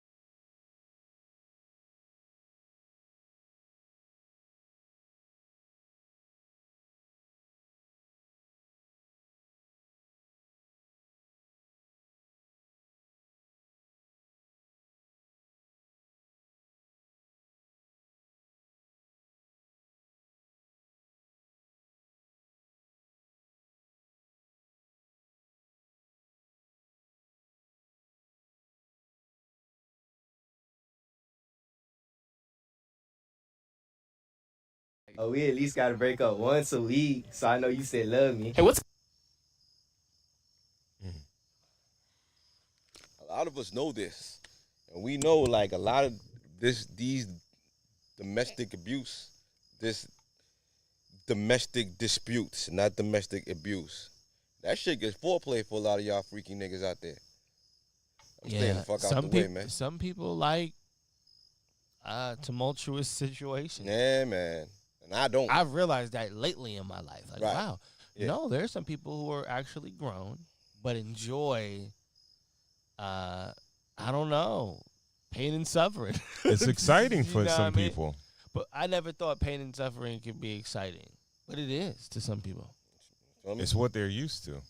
You know what I mean? So trauma becomes regular in people's lives, and they can't live without it. Like, it's their norm. Yeah. Yeah, it's a weird thing. We know that, you know. We've seen it. We've kind of been in it, you know. We've been, you know, I can speak for myself. I've been out with my lady and got into a public argument, you know. And it's never looked from the outside in that it was something abusive. But if someone intervened, it's like, what are you doing? Why aren't you minding your own business? You know what I mean? You know, I think we learned to mind our business, man. Yeah, and looking at this clip, if you're the dude that's trying to be a hero, and then you hear that this is what some of these women like. It's like what they do. This couple does that. That But too. this is what I'm saying. Another dude on the outside just watching, he doesn't know that, right? He could hop in thinking he's helping out the lady, but she likes toxicity. She likes to get in an argument in public, or when he yokes her up or something, or grabs her up. Oh my God. And dude sees it, and he tries to help her out, right? Hey. But this is what she's used to. This is what she actually likes. Yeah. Right? And this is why a lot of the times men should mind their business. Right? Again, like I said before, a lot of, you know, sometimes you see a situation, like I saw a situation the other week, and the woman, she seemed like she wasn't afraid. Now, if you could see like real fear in a woman, maybe you might give a word, you might call the authorities or something like that. I don't know. I'm not sure what to do in a situation like that. You know what I mean? But if you, for men out there, if you have a family, you have a mother, a father, kids, a wife, and you have someone to come home to that you got to get home to, yeah, man. think about them. You know what I mean? Because you don't know other people's situations. You know what I mean? Call 911, yo. Yeah, man. I mean, because we have stories like in the news, we got stories like Travis Rudolph, that ex-NFL player. Yeah. That him and his ex-girlfriend got into a fight, got into an argument at the house. She said that she was sending her brother and his homeboys back to shoot up the house. They proceeded to come back, and one of them lost their life. Mm-hmm. Who wins in that situation? And she just on the stand lying, showing no remorse. Homie crashed out and lost his life. You know what I mean? Mm-hmm. People like that, good soldiers all the time. And guess what? America doesn't have sympathy for a hero. You know what I mean? That GoFundMe dry. You know what I mean? Because you crashed out. You know what I mean? Shorty, who got hit in the head with the brick, she raised $40,000 in her GoFundMe in under a week. There's a man who lost his life defending a woman 3 months ago, and there's a GoFundMe for him. He probably raised $5,000. You know, the story wasn't as publicized, but again, man, there's a hero, man. It's a hero, man. Yo, listen, everybody, women, be risk adverse, diffuse situations, do your best to get out of those situations. You know, be smart. You know what I mean? And dudes, unless shorty's getting super violated, mind your business, man. You ain't no vigilante. Yo. Also, we need to. You know what I mean? Yeah, don't be a vigilante, but also don't to the other dudes, man. You can't help them, Ron. I know you. You gotta leave. No, you trying to speak to a nigga that's gonna hit a woman. Those are the niggas that everybody with common sense is trying to avoid. You know, when I was coming up, I think it was the China Club back in the day. It was this is during the era when the photographers used to go around in the club and take pictures of women. This is pre-bottle service days. Yeah, all that. I don't want to put no smut on their name, but I don't know who it was. It could have been them. It could have not been them. I don't know. He had nothing. But yeah. I won't put no smut on their shit. But they were. It was a photographer in the club, and this is pre-bottle service days when I'm at the bar, and I'm getting a drink. I see an interaction going on with a man and a woman, a dude taking a picture and a woman. They're arguing a little bit while I'm ordering my drink. She throws a drink in his face on his camera and all that. He puts his camera down and starts wailing on her. Knocks her almost unconscious, brings her over to a couch, and proceeds to just wail on her. This is the club. Yeah, everything is going on, music's going on, no one's seeing it. I feel like I'm the only person in the world or in the club that's looking at this interaction going on. I go over there and I pull her from under him. Like I pull her legs out. You know what I mean? And I lift her up and she's still, mouthing on. I'm like, yo, you just took mad. Like, just get go. You know what I'm saying? You know, yo. He just picks up his camera and goes vigilante. Right? Yo, he just picks up his camera, go to another side of the club and just keep taking pictures. You know what I'm saying? And that's when shit like that used to happen all the time. But it's like, yo, man, like you throwing, like just avoid the interaction. That's what I'm saying, Ron. A nigga that's gonna hit a woman in public or violate a woman, we can't rationalize with them niggas, man. Like, there's no talking to them niggas. Them niggas ain't watching this. They're not trying to be better. Like, these niggas is, you know what I mean? Those are the men that we actively trying to avoid. There's no rehabilitation for no assholes like that. Dude that hit shorty in the head with a brick. You know what I'm saying? If she even got hit in the head with a brick, whatever. But, you know what I mean? Like, dude who did that, there's no talking to him. I don't feel like there's any like you think he got redeeming quality? I don't think so. Nah, I don't think so. I don't think so. Nope. He's fired. He's You know what I'm saying? permanently fired. All right. No. off- I'm not saying him, but All like, right. okay, Right. you got people coming up that feel like some of this behavior is okay, Hitting the chick. and this is what we're trying to combat. Okay. The next, somebody who hasn't had that altercation just yet, and he feels like, oh, like if a chick mouth off or whatever, or she do something, she put hands on me, I'm whooping her. She throwing a drink on me, I'm whooping her. You know what I mean? I'm whooping her ass. I don't play that shit. Yeah. I beat up a dude or a chick. They need to hear this. Okay. They need to hear this because somebody's gonna be made an example of with this shit. When I brought up emotional intelligence, you kind of like brushed it off. Do you No, I'm just saying. I'm here for smoke.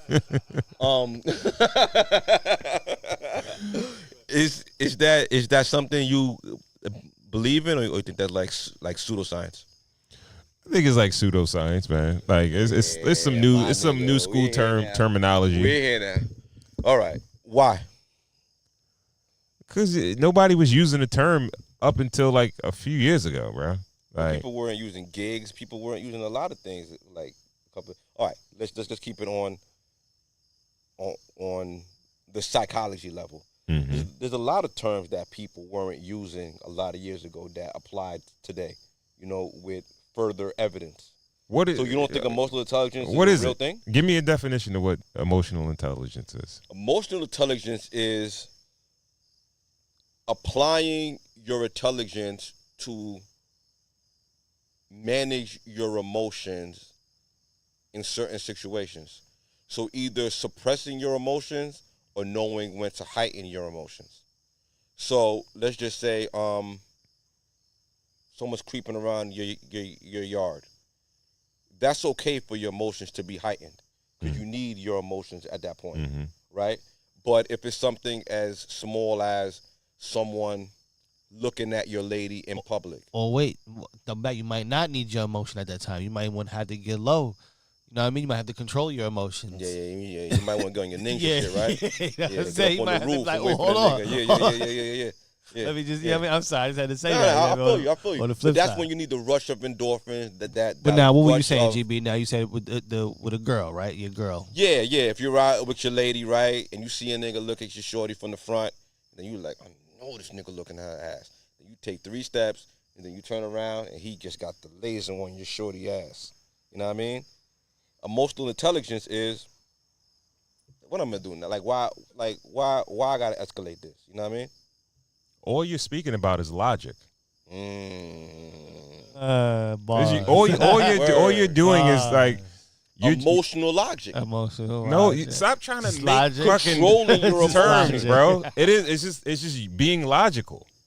Like it's like people try to come up with a new terminology to diagnose something, bro. Like yo, bro. Like what if there's a first word? No. First of all, there's no intelligence in emotion, right? Emotion Why is not? because emotions are not they're not really that controllable. Yes, right? they are. You Observation versus talk inference. Pardon? Type of, observation versus inference kind of vibes. It's like, right. Okay. Yeah.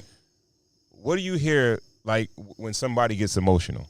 What's the first thing they say? They lost control of their emotions. No, they say, yo, you need to try to control your emotions. Yeah. Right? Yeah.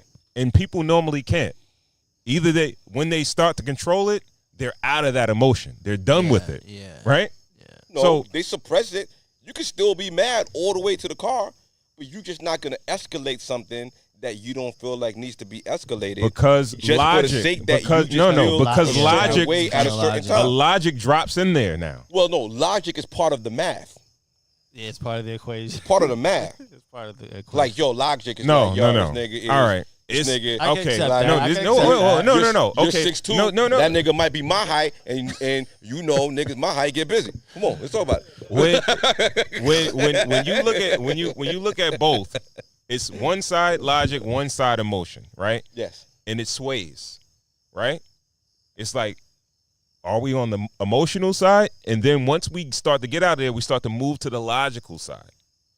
That's all that's happening. Or what if you stay in the middle? No. We'll see. A lot of things happen. A lot of things never make it back to the logical side. That's what I'm saying. A lot of situations and they just stay on the emotional side, right? Never make it. Yeah. But there's no. Where's the intelligence coming in? Where's the intelligence? None. There's exactly. That's what I'm trying to say. So that means you have like no emotional intelligence. It's just measuring that. All I'm saying is that there is a What I'm what's saying the word? Don't be scoffing out my shit when I be bringing it up. I seen it. I felt that energy. That was high emotional intelligence to ignore it and to save it and bring it back. It's a buzz term, right? It's a buzz term. But like, a lot of the times, there's no intelligence in emotions. That's one that I get, though. Like, okay, I get what you're saying, Ron. Yeah, it does kind of all boil down to logic. Being logical in a certain situation. But, as far as a new buzz term, emotional intelligence, I can get that, right? Because it's just, how to place, use, utilize, control, suppress, heighten, whatever you want to say, Mm-hmm. Right, what you do with your emotion. When he gave the example, right? I don't got a name. I'm right here. No, I'm right here. When he gave the example of somebody coming in your yard, right? And you like, all right, your emotions heighten, right? Then you become logical, right? The emotion goes. What am I gonna do? Now I'm in reactionary mode. I'm getting to my logical self, right? There's not like there's no we talk about, we use the word intelligence, emotional intelligence. No, it's gone, right? And then the logic comes in. It's no like, all right, like let me sit here and try to break down my emotions and figure out how I'm feeling or whatever like that. Most people can't do that. Using it for your advantage. They're not going to be a psychiatrist in their head. You know what I mean? Well, it takes practice and it takes mental. Right, driving. You drive in New York. You drive in the boroughs. You know the level of emotional intelligence you have to just drive without having road rage? When we look at people fly off the handle with any little thing, people cutting them off and they're getting out the car and they bang. Those are people with poor emotional I can't get the word out. Intelligence. You know what I'm saying? Like, those are people with no mastery of their intelligence and don't know, of their emotions and don't know how to use it to their advantage or don't know how to control it. Emotions is just what's emotion? Emotion anger is the way you feel. A feeling. Happy. Right. Yeah. Emotions and how you exercise that feeling. Exactly.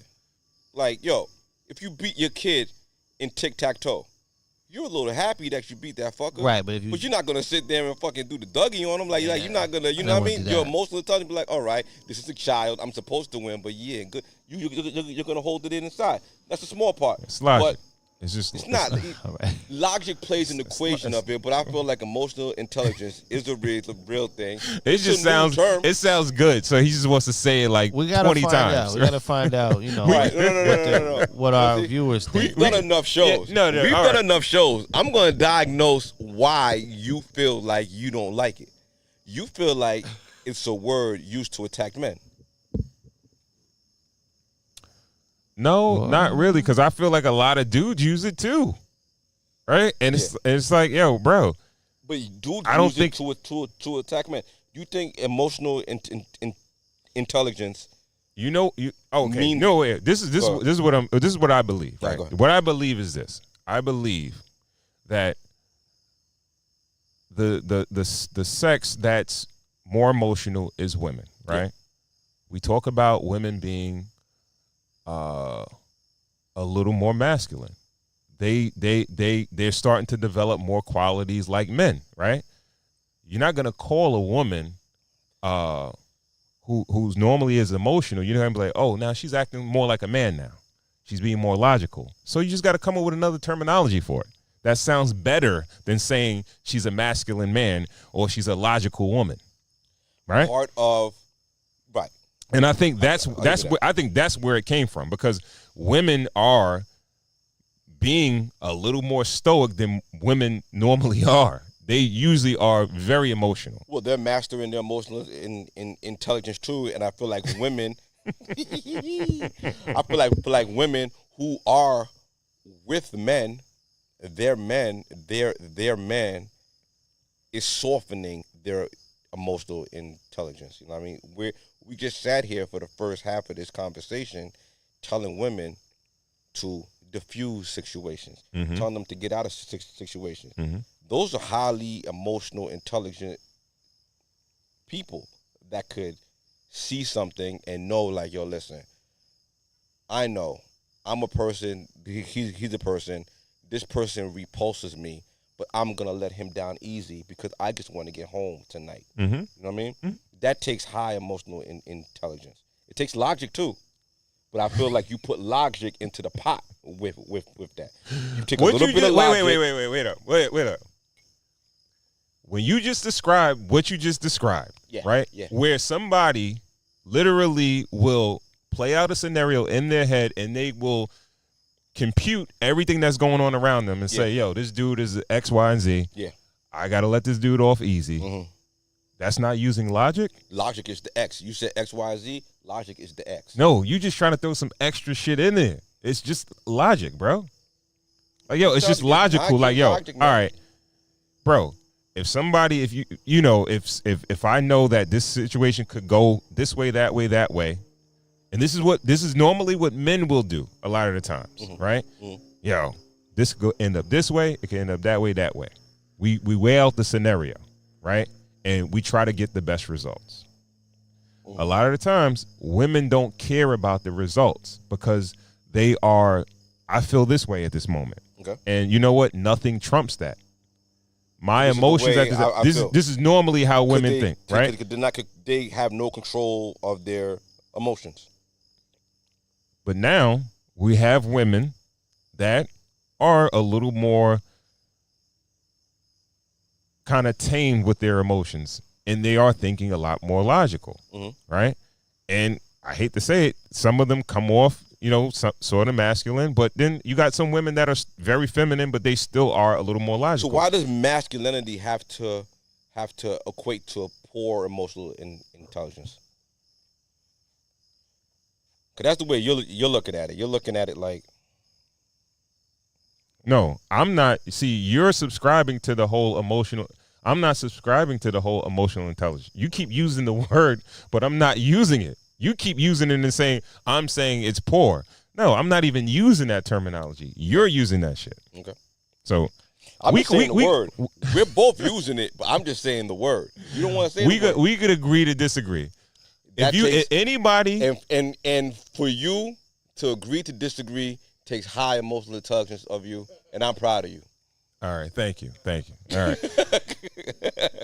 Hit us up in the comment section. Tell us what you think about this, man. Because I think it's just a buzzword and it sounds good, but hey, prove me wrong. Prove me wrong. You don't want to believe in nothing I bring around. You want to believe in all your shit. When I bring around something, you don't want to believe it. That's all right. Man. That's all right. Ron do be believing in what he be believing. Yeah, I do. That nigga I don't. do, bro. He don't let you get nothing, right? It's true. That's true. Very true. All right, man. Let's get to the cheating, yo. Let's get to we gonna do the 100 pounds. Shit. Yeah, they get the big girl. The first, the other one. Number one. Yeah. All right, hold on.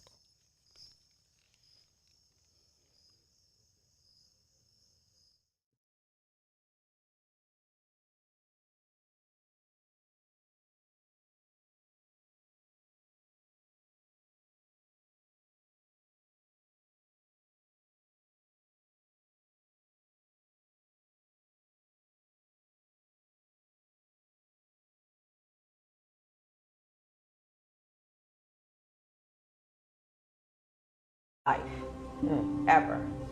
Was sleeping with your husband difficult? Very. Why? Because I only wanted the other guy. Wow. I'm obviously not yours and you're not mine. But I don't want you. He was mine. He was mine. I'm sorry, honey. He was mine. How did your husband find out? I confessed. I couldn't sleep. My conscience was eating me alive and I was exhausted. I was ready to leave my baby, leave my family. This was nice. I love y'all. I see y'all on the weekend. I wanted to be with him. Here's a story. You're married, have a kid, a happy home, and then you work on yourself, lose over 100 pounds, and become unrecognizable, both inside and out. You hang out more and ultimately step out on your marriage. There's hurt, pain, and a divorce. You live life with regret, but your story isn't finished. What I thought at the time was love, I had never felt that before, ever. I have never felt so more desired in my life, ever. Was sleeping with your husband difficult? Very. Why? Because I only wanted the other guy. Wow. I'm obviously not yours and you're not mine, but I don't want you. He was mine. He was mine. I'm sorry, honey. He was mine. How did your husband find out? I confessed. I couldn't sleep. My conscience was eating me alive and I was exhausted. I was ready to leave my baby, leave my family. This was nice. I love y'all. I see y'all on the weekend. I wanted to be with him. Here's a story. You want to do part 2? Yeah, do part 2 too. All right, yeah, we're going to go to part 2. This is a 2-part joint, yeah.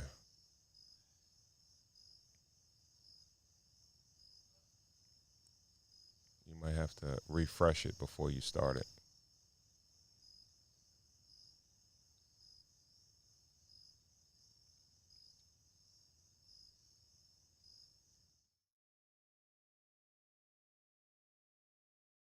He didn't know about, well, he knew about, but he didn't know that there was someone else involved. It was a lot. You were pregnant by the other guy? I think. And when I say I think, it's because I was having an affair. So I was with that guy and my husband at the same time. So I didn't know. You terminated the pregnancy? So I had to terminate the pregnancy because I just couldn't handle that. I don't know. I couldn't handle it. I didn't know what, I couldn't go through 9 months of torture like that. What did he say when you told him that you were pregnant? He's like, so you were pregnant by him? You know, I was seeing him and being with you at the same time. I don't know. And I was able to persuade him that this wasn't the right time. So my ex-husband, he knew about the pregnancy, but he didn't know that it may have involved someone else. There was a pregnancy he didn't know about, well, he knew about, but he didn't know that there was someone else involved. It was a lot. You were pregnant by the other guy?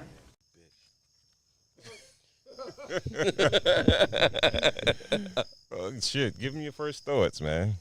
Man. That's the problem. That's why when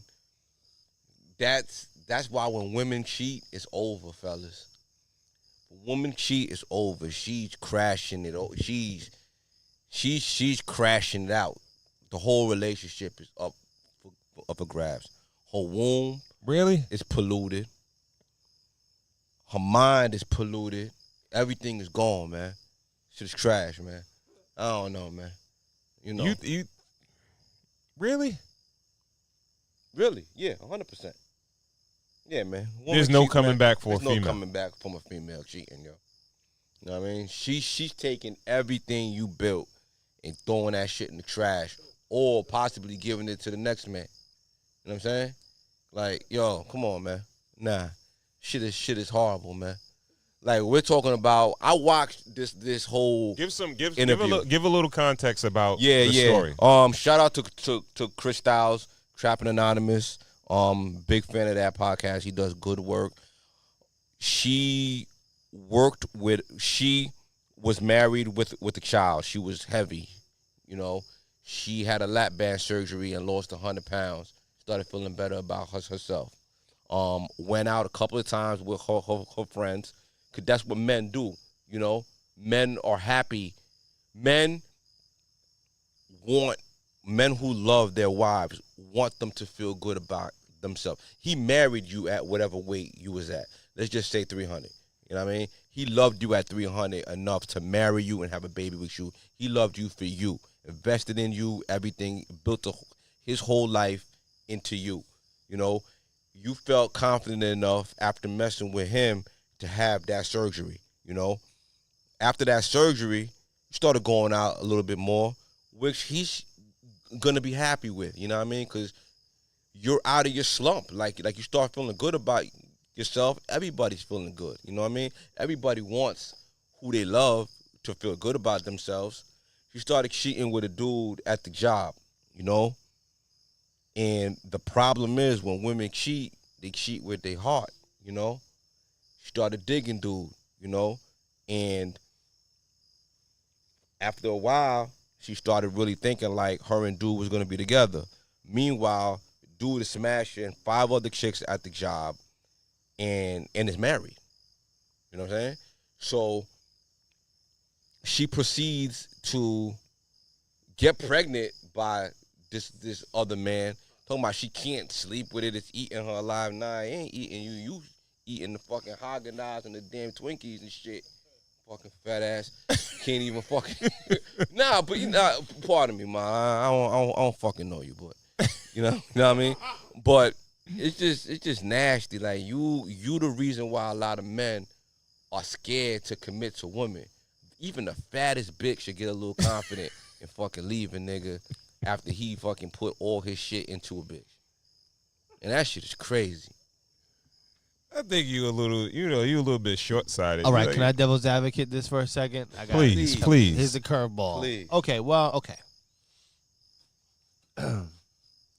Just, randomly thinking.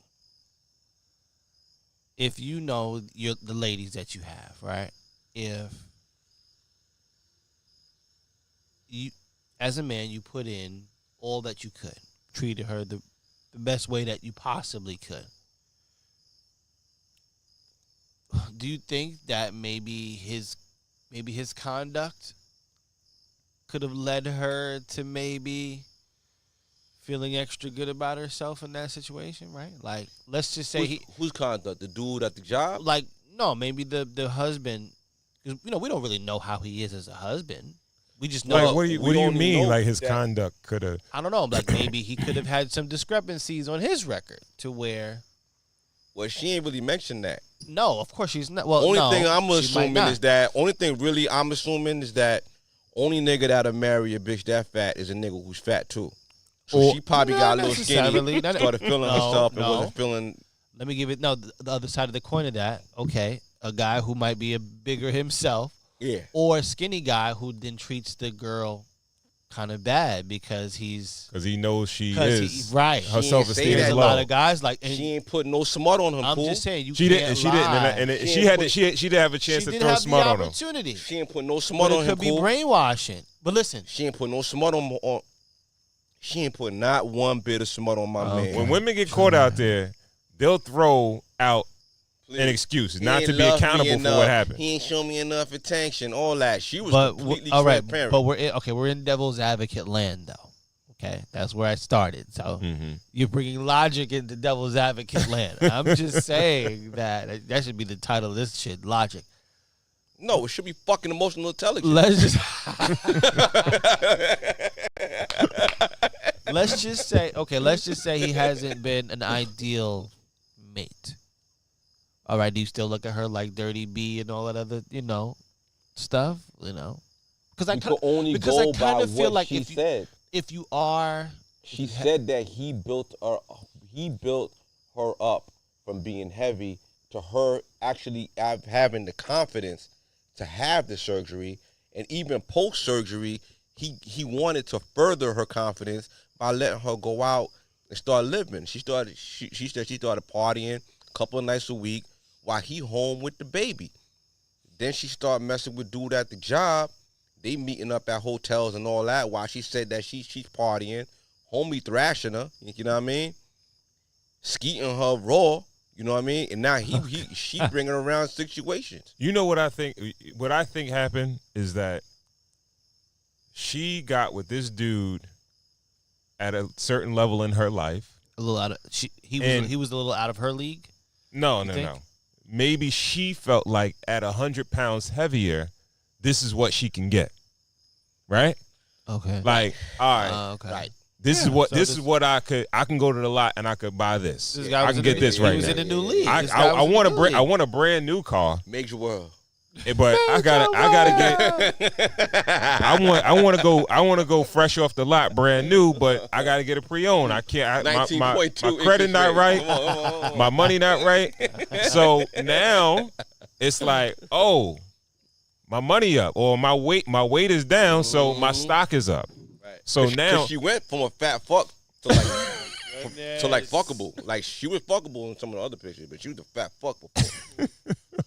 No, you gotta go right through this audio. Of course, you know the biggest currency I feel like for women is attention. So she got that. She said she got that attention that she always wanted. Yeah, and she probably had a whole new group of men that were sexually attracted to her. Attention over love and nurturing, and like I think a lot of men and women would sacrifice love for attention.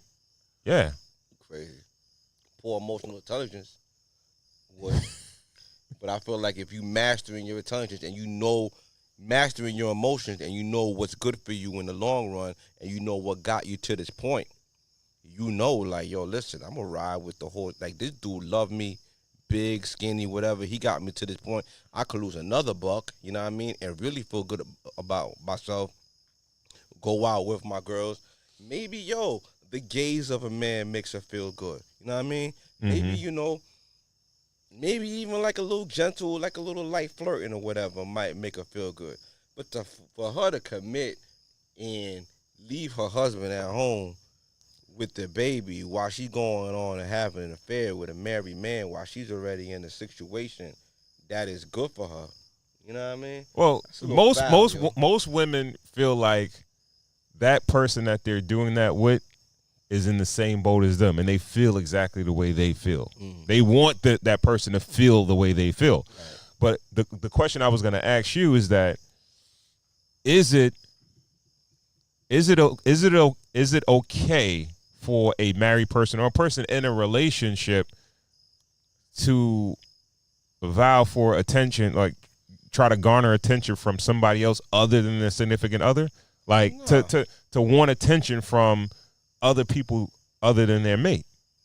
I feel like it's dead wrong, but it's actually being a lot more popularized lately, especially with like celebrities, because you come out with Ayesha Curry saying that she misses the gaze of other men, like she misses attention from other men. And then you have Nicole Ari Parker, who is married to Boris Kodjoe, saying that she misses being single because she misses the attention that she gets from other men. I heard a man say that before. Like, dudes don't say no shit like that. I heard a dude say it before. Like, yo, he didn't say it in that way. Don't talk like that. He said like, yo, I want chicks to still be attracted to me. You know what I mean? A real niggas let it happen. A nigga know who he is. He know he smell good. I get it. But he just said it out loud, right? Like, yo, please, man. Fuck off, it's not even about whether to react to it or not. Yeah. He was just basically saying like, yo, I want attention from other women other than just my wife. I don't want to just be attractive to my wife. It feel good to look good, Ron. We ain't taking that from nobody. It do feel good to look good. So it feel good. This is what I'm saying. In her instance, she felt like she wanted to be desired by others. But she moved on it. She moved on it. And she crumbled that man's whole empire off that shit. And that's a good nigga. So spoiler alert, if you ain't watched the interview, that man ended up, divorcing her, moving on, finding a new wife, and he's happily married while she's still, She looked like she gained some of that weight back. A little tad bit. Yeah. But, I think it's the deeper conversation in this whole thing is that your self-esteem, you have to get with a person that's happy with themselves in a sense, right? And I think somebody else's demons or what they're going through could kind of like you could feel like that person, that woman is the greatest thing since sliced bread. You could feel like she's beautiful. She's a 10 to you. But that doesn't matter a lot of the times to that woman. If she doesn't feel like she is a 10. But that goes against the nature of a man. A man is a multiplier. A man is gonna come into the situation and make you feel better about yourself. He's supposed to upgrade your life and upgrade the way you feel about yourself. And if you do have any insecurities, he's gonna be there to help you fix it. You know what I'm saying? Like, he's gonna be. He's supposed to be. Not all the time, man. Well, not all the time. A real man. A lot of times men will feel like, yo, I'm here with you. You know that I love you. Yeah. And I love the way. But I'm gonna keep you fat. So if she's talking about, no. I'm not even. No.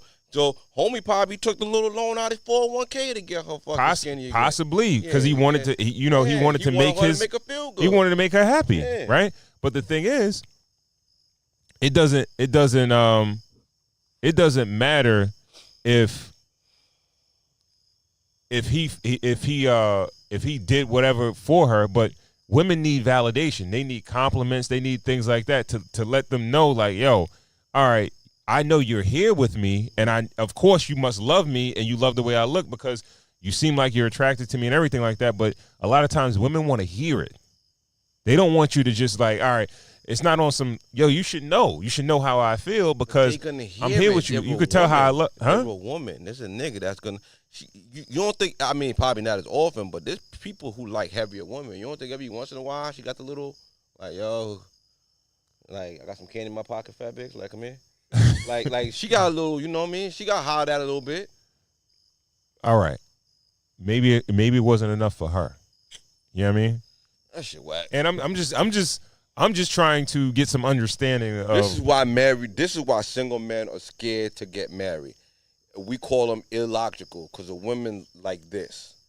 You know, women like this who will use up a man's resources, use up a man's time, use up his goodwill and his good nature to better herself and to just waste it and to just burn his own whole empire down off of a freaking just a dude that cheating on his wife at the job. She was in competition with 5 other chicks. She worked at a call center. All right. That's dude fine. Was fucking 5 other chicks at the call center. That's fine and dandy. He was married. That's fine and dandy. Smashing in hotels.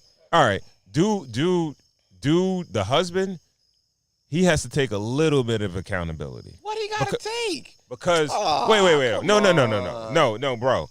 You have to. A saint, man. Nah. My nigga, man. No, I'm not saying he's a bad dude, but all I'm saying is that no.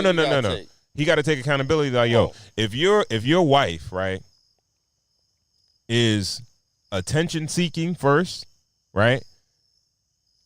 She's like, I don't know what the situation was before, like, getting the surgery or whatever, but evidently she needed some extra validation or something like that.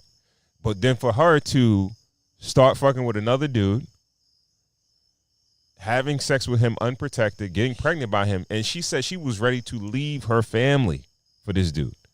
You have to see some character flaws in this woman prior to this happening. I'll give you that. Bro, she wasn't like, oh, I got this surgery and all of a sudden I'm really a different person. Like, I'll give you that. Now she might have been a different person on the outside, but who she was on the inside was there already. I'll give you that. There had to be a couple of red flags to know that she was scandalous. That's super scandalous. Right. Super scandalous. Right. So he has, like, yo, you gotta give him some of that blame for that. Cause he go ahead. My initial statement is that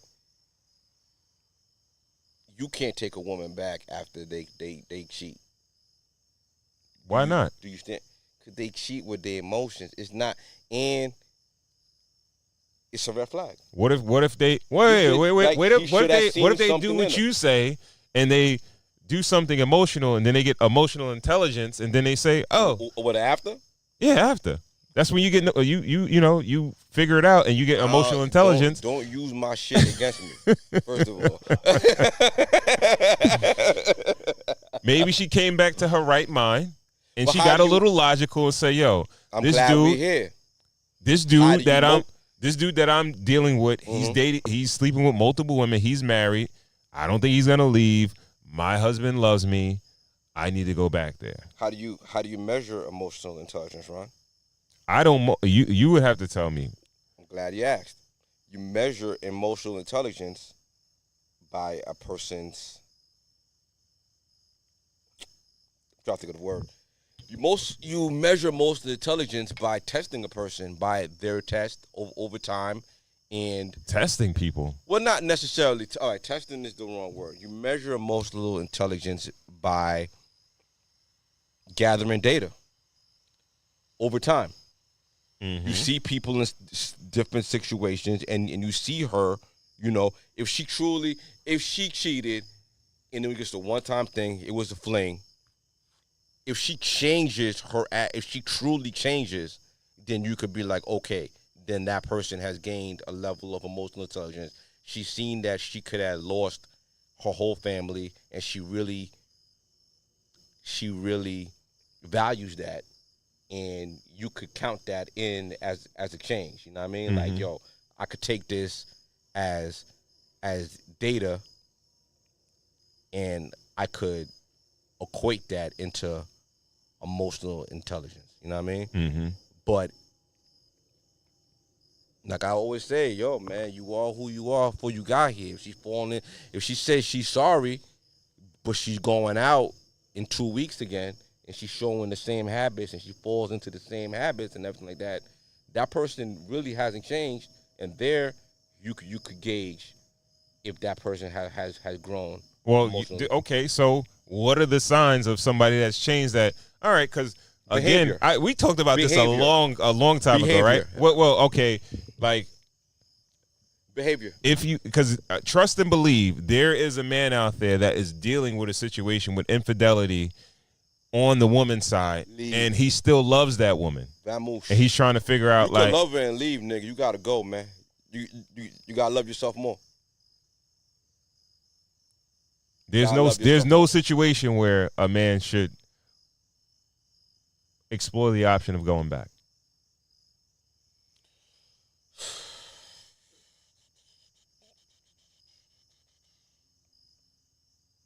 I'm trying to think of a scenario in my head. This scenario is just too far gone. This one is too far gone, right? I'm trying to rein it in. Wait, no.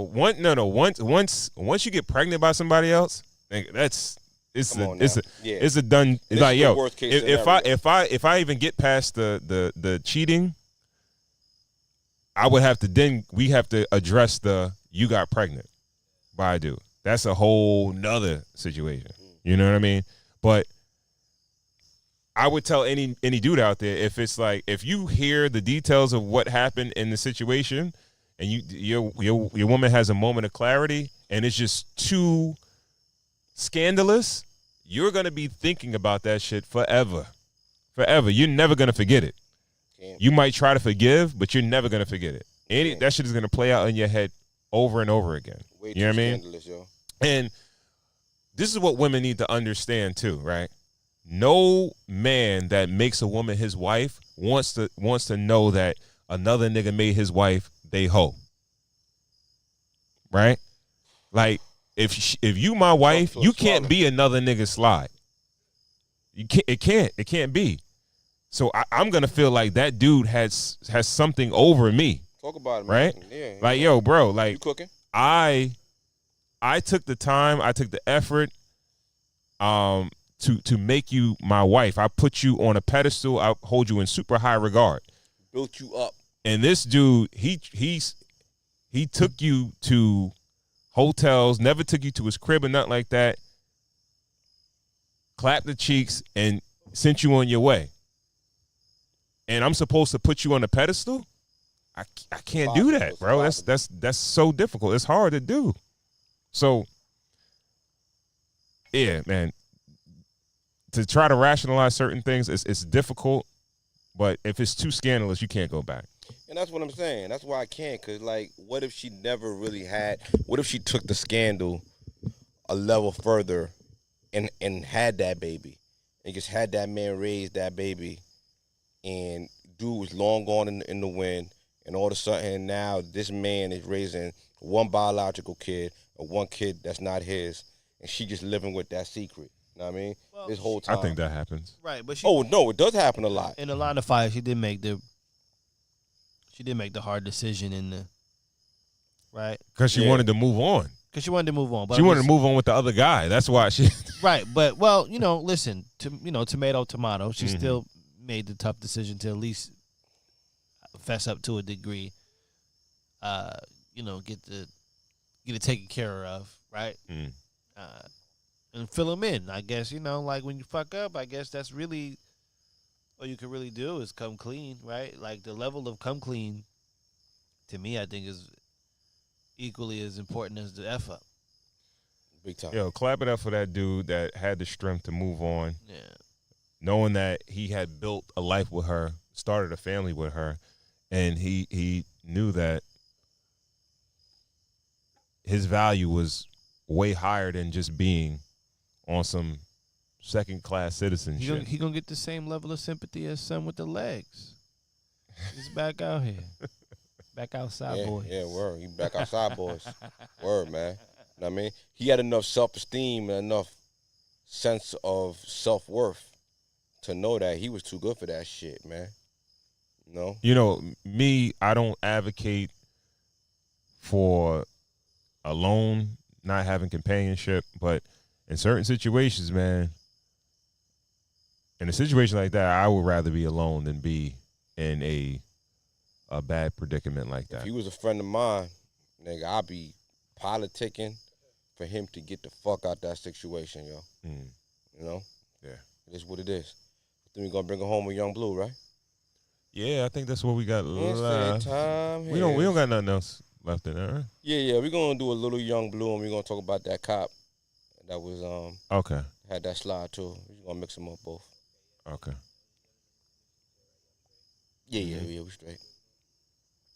Matter of fact, we can take a little intermission, right? I think we should get it over, get it done. Get it done. Yeah. It's no.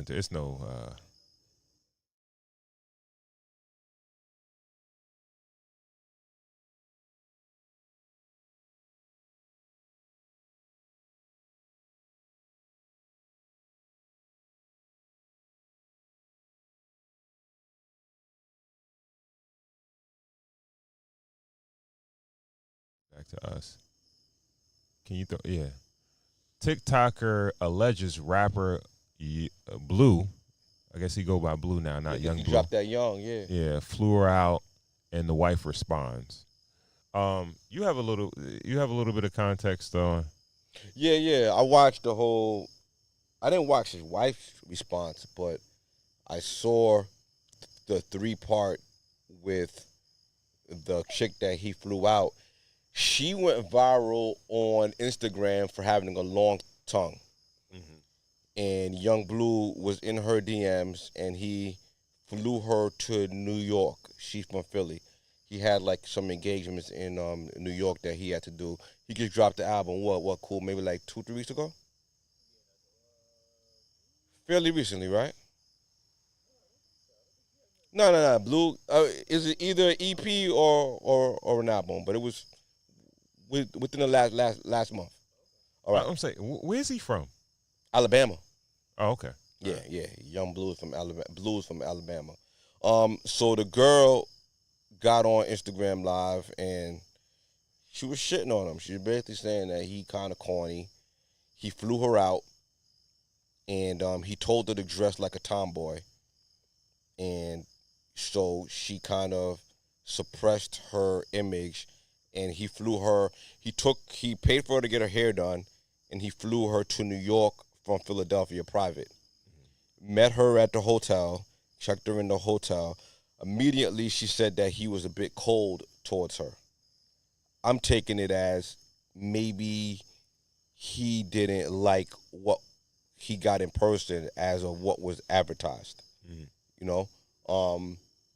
Then she said that the whole interaction was very awkward because she described him as an awkward person, very kind of antisocial, had his crew around. He asked her not to record, but had his homies recording her and him. They went to a Knicks game. After the Knicks game, she didn't sit next to him during the Knicks game because of his wife. After the Knicks game, they went back to the hotel. He doesn't smoke or drink. She wanted to roll a L and to drink something, and he was kind of badgering her about, smoking and drinking. And that's kind of when she kind of had enough, and she lashed out at him, called him corny, said that he's a little square from being from Alabama. They got into it. Then he basically called her an Uber home. She said it was about $350, so she took a Uber home from Manhattan to Philadelphia, and she went back to she slept that night in her bed with her girlfriend because she's a lesbian. She said that she was willing to do. She said, well, I guess so, yeah. Mm-hmm. She said that she was willing to do whatever, but he was just too weird about it. So, and on the back end, his wife came out after all this stuff went viral, and she kind of called him out in the sense of like, of course, his size, sexual prowess, and all that other good stuff. She kind of called him a little socially awkward too, right? Yeah, she called him like, yo, he, weird and all that other stuff like that. And she was just basically saying like, she felt like what the chick was saying was true. This is a wife, like his wife. Yeah, he's married to her. Do they have children? I'm not sure. Okay, yeah, I'm not sure about. I'm really not sure. Mm-hmm. I'm not sure about that. But your thoughts though. My thoughts is okay.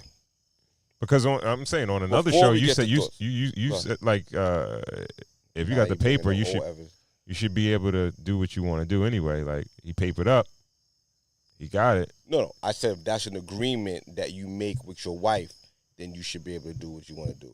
I don't think anybody should be in the dark about if you are papered up and your wife thinks that, yeah, you're a successful man, but you're being faithful to her, the agreement is that you're going to be faithful.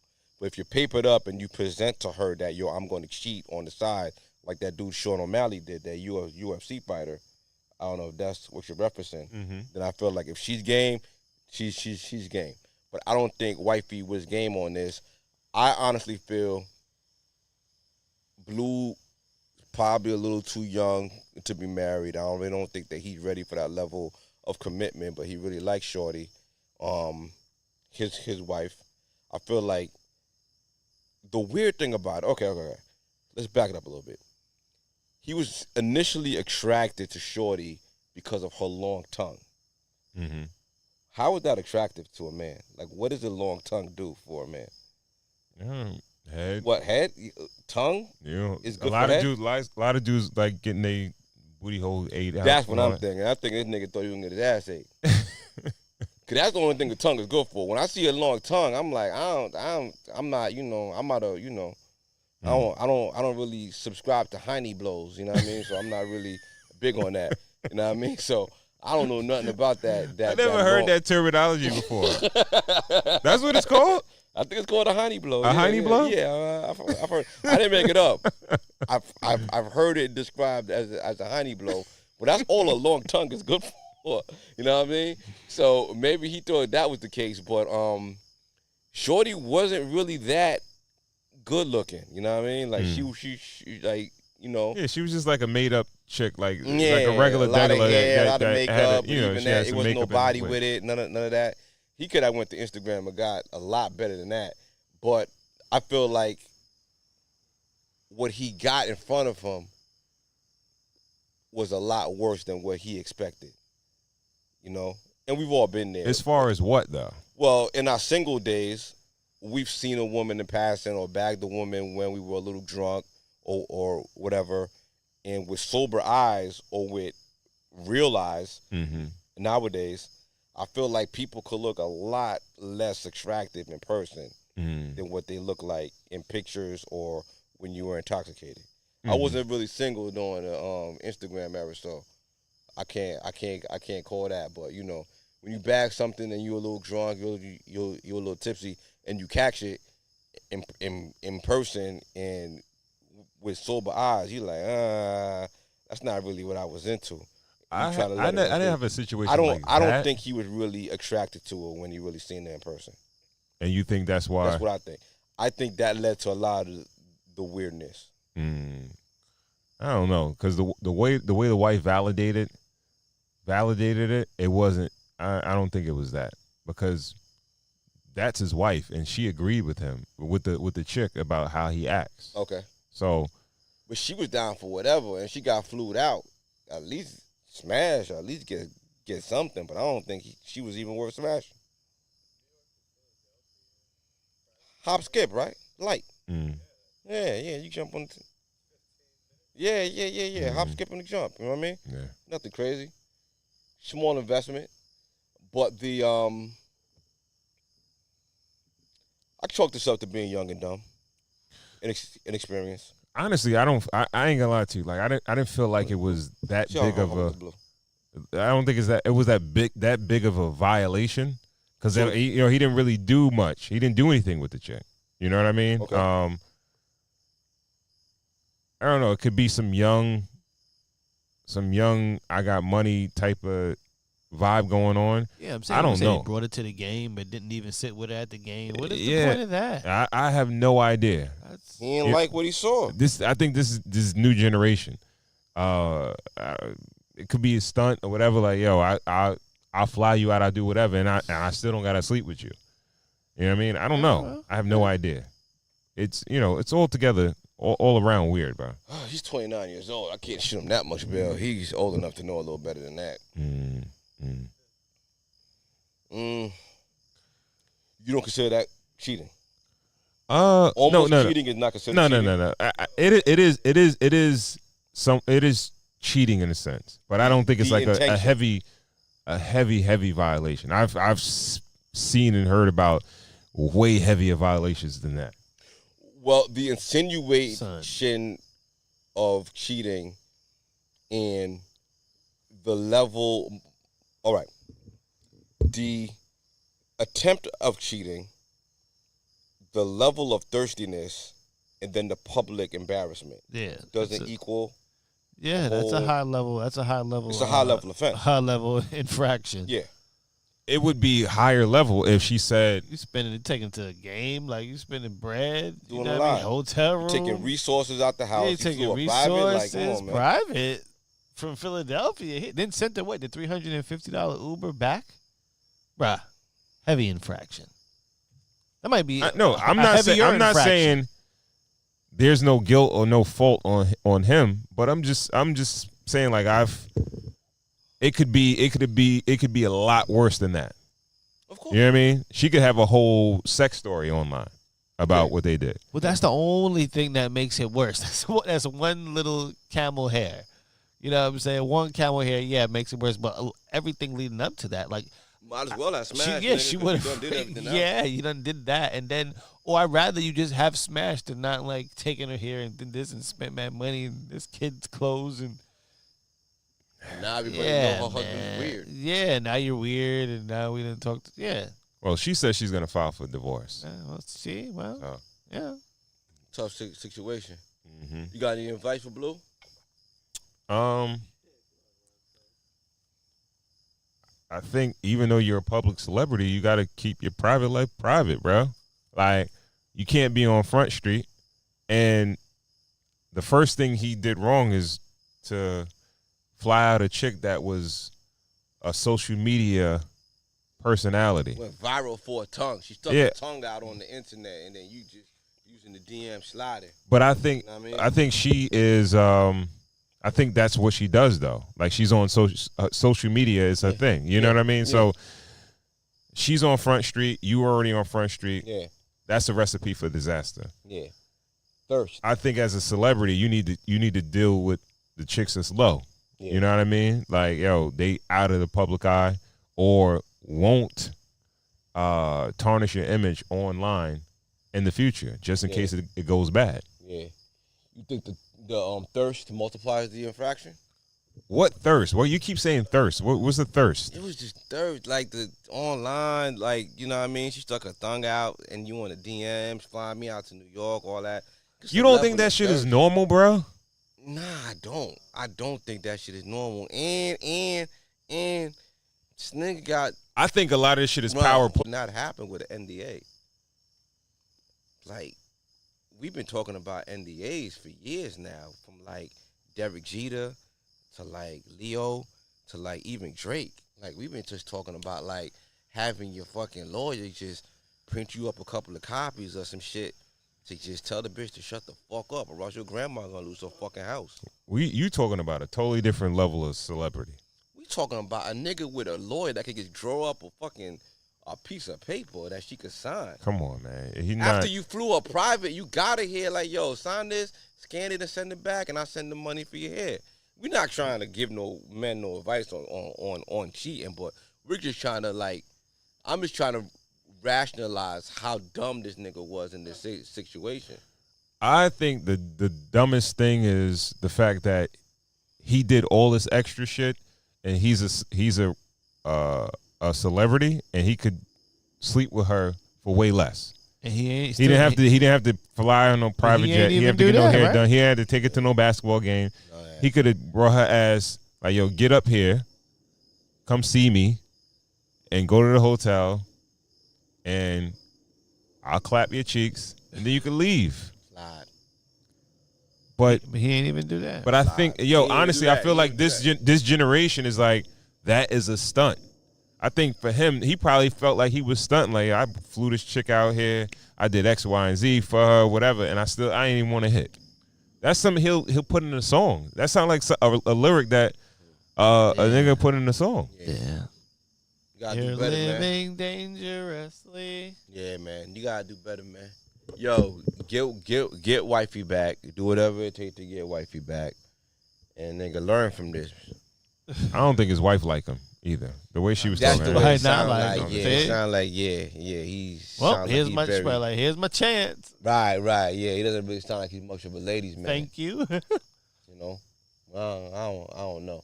We assume that just because these dudes got paper and they get a lot of attention, that they know how to handle women. You're right, man. It's and well, more than women, people. They could be corny people. You're right. Yeah. How do people learn people. though? Cool. How do people learn? You're an educator. How do humans learn? Interaction with people. Like, and that's the only experience, right? Experience. And seeing other celebrities the way they do things, right? Because and talking and getting advice from other celebrities and seeing the way, like, I'm pretty sure Blue is a big enough celebrity to be on a little bit more of an inner circle to see how other people are moving. Yes. He's just moving like a fucking, this nigga moving like he in the 90s, yo. Bro. Like, bro. Like, you think about the game? Like, the stuff that we reacted to on the show. We reacted to Zion. Yeah. We reacted to him. Who else? It was another basketball player. Jaylen Brown. Man, and like, you know, these young dudes, we assume that they should know how to. He can't shoot him that much better. He old enough to know a little better than that. Not really. Okay. Not really, bro. Not really. They're it's a gap, man. And well, let's take it a level further. He's married. A lot of men of his stature, of that, you know what I mean? Like, yo, he got men at 29 really don't got that much to lose. He got a lot to lose. You know what I mean? Like he's on the come up. He's doing what? Like, yo, if his wife leave him now, she taking a little paper with him. That's a fact. You know what I mean? So it's like, even that, like, you know, a little bit of self-preservation. Like, yo, come on, man. Like, I don't know, man. I think you gotta move better, young man. And I feel like you got a little soul searching to do. Figure out what you really want out of life. I'm not sure why you got married. I don't really care to do the research if you got kids or not. You know what I'm saying? But yeah, you got a couple kids, right? So, you know, I think you gotta do a little soul searching and figure out what you want out of this whole thing, and why you married that woman, and why you wanted to be married, and everything like that. And yeah, I feel like you gotta figure out what you want out of life and you want out of this thing, because you figured it out on every other level. You know, he's up and coming artist on his R&B thing. Yeah, he's relatively successful. Yeah. People are checking for him. He's relatively successful. Yeah. So don't get weighed down by this shit. You know what I mean? Not by groupies, man. Yeah, this is an old thing. Like, yeah, I think we got things to fix this. Yeah. You know what I mean? Mm-hmm. The last thing is is that cop down in Florida. Was that Florida? I don't know. I'm not sure what city it was. No, what state or city or Atlanta. state it was. Atlanta cop, Atlanta police officer. He got caught at a park with his side piece going into the back seat of his squad car. Maryland. Okay. Gotcha. Maryland. Thank you, cool. Yeah, he got caught going into the back seat of his squad car and engaging in interactions with the female. And then his wife responded that, okay, no. His wife, no, you know the interaction between his wife and the side chick, right? Because they both came out and kind of said things. Yeah, What they say? Basically, the wife came out and said that she knew the woman that he was dealing with. Right, okay. And the woman that she was dealing with, she had already ruined her marriage. By cheating. By cheating. Right, yeah. And basically, the chick that was on the video with the cop said, well, the reason why your husband's with me is because you already got caught cheating out there. And basically, like, your marriage is over type of thing. And so just allegations being thrown around. Throwing all over the place. Mudslinging. Yeah, it's that Spider-Man meme when it's three Spider-Mans pointing at each other. They all cheating and blaming each other. Mm-hmm, You know what I mean? It's a mess. Yeah. Shit show. I mean, okay, but he had to know that he was being looked at. Seen. Yo, I don't think it's a theme, man. It's a theme. Maybe Dudes crashing out. Or maybe it's his short, like the chicks, or bro. maybe it was his shorty. Where maybe he come through there. I don't know. Maybe because nobody seemed to be that alarmed by it. I guess. Right? Well, they were alarmed enough to videotape it. That was like a I think that was sort of like a random person. But it seemed like a regular person at the park. It was like, yo, this interaction Listen, looked a little where crazy. that person is taking the video from, you could probably see the person with the phone up, standing there. They don't seem like they're behind anything. They seem like they're sitting. Well, My boy you never know. You never his know. nose was that open. He ain't give a fuck. He ain't care about nothing. Yeah. And in that case, he's probably gonna lose his career over it, lose his marriage over it. You know, Dudes crashing out over pussy, man. That's what happens. That's what happens, man. The power of it, man. The power of a woman. The power of you. Like, yo, bro. The power of you. A lot of times, men can't fight that temptation. They can't fight it, and they will lose their families, their careers. Yo, wars have started over women. well, in that case, right, it seemed like Shorty knew the whole situation. So the only thing that was holding him back was someone catching him. You know what I mean? Like, he just got caught out there because he was. Well, he was on Front Street in uniform. Yeah, he was on Front Street in the backseat of his squad car. Yeah, the level of thirst of that is crazy. You know what I mean? What do you think gets a man to that level of, like, yo, just crashing out?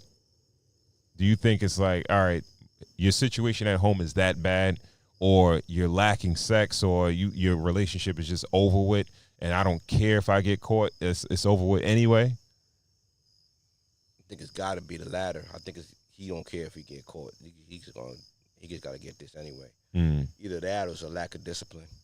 It's a level of discipline to being married, yo. Like, yo, the only person who's gonna say that you're off the market is you. You know what I mean? Like, we're all still, good-looking men. Like, yo, the ring is a multiplier. Like when women see you're married, it don't really stop anything. You know what I mean? There's plenty of women out there that are willing to be a side chick.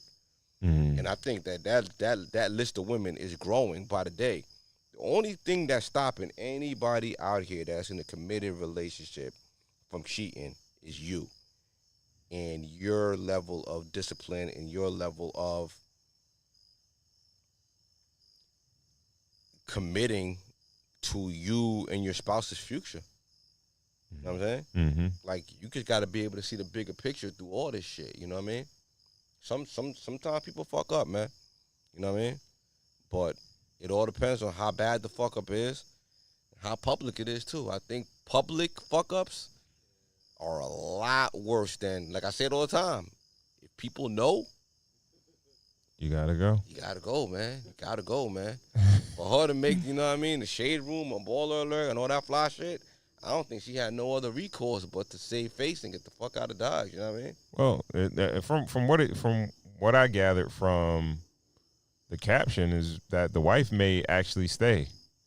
Okay. Like she's going back and forth with the woman as if she still wants to be in a marriage with her husband. Okay, all right. But I guess to our earlier question is, this might be a situation where a woman cheats, she might take him back because he cheated, she cheated. Bro, what was one of the first videos you watched on this show tonight? Was people explaining their toxic likes, right? Mm-hmm. You know what I'm saying? Yeah. That could have already been a high toxic situation that just goes back and forth, like you said. Yeah. Yeah. It's weird, man. All right. So. Yeah, I think we covered it all, man. We covered the whole gamut of cheating and all that. Cool. You take anything from this episode, man? What you got for me? Crime don't pay. It don't. It don't pay. It don't pay, bro. Not part. I honestly, I know some people, they may have some reasons on why they step out in their relationships, and to them it may be valid. But for me, I don't know. I might sound like a lame or whatever, but like if you stepped into that situation, what's the point in doing that? Like you can't. Nobody can tell me of like a real valid reason why you step out versus if it's that bad. I tell somebody, yo, leave before you do that. You know what I mean? Yeah. Like you want to, in anything that I do or any relationship that I would be in, I would want to say I did my best to make it work, right? And I didn't taint the situation, right? Because if somebody does me wrong and I could say, yo, they did me wrong, but then when we start to talk about it and be like, well, yeah, since you was doing me wrong, I did you wrong too or whatever. And it's it's like then you just muddy in the waters. Yeah. You know what I mean? Yeah. So it's like, yo, it's like who did what first or whatever, and it's like a different type of discussion after that. We had a lot more. I had a lot more smoke for the women who cheated. Is there a difference when a woman cheats and a man cheats? Well, like you said, man, women, they're more emotional cheaters, and men, not so much. But a lot of the times, we say that, but men get caught up also. Yeah. They get caught up also. Don't get it twisted. Like, we get, I think men get caught up in the newness of something. You know what I mean? When you're in a relationship, when you're in a marriage, like, it's you got to keep the spark, right? So it gets monotonous sometimes, right? And you get into a routine, and that other situation might just be something new that breaks the routine, and it'll be just that simple sometimes to men. But then, when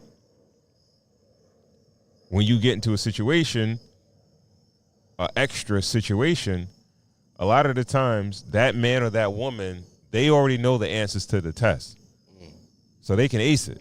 You already confided in them. Yeah. On all the negatives that are going on in your relationship. So all they got to do is just fill the holes up, fill the gaps. Fun girl. My wife is, square. She nag too much, whatever. Mm-hmm. You get the fun girl. The initial name of this episode was going to be, does the side chick make it better?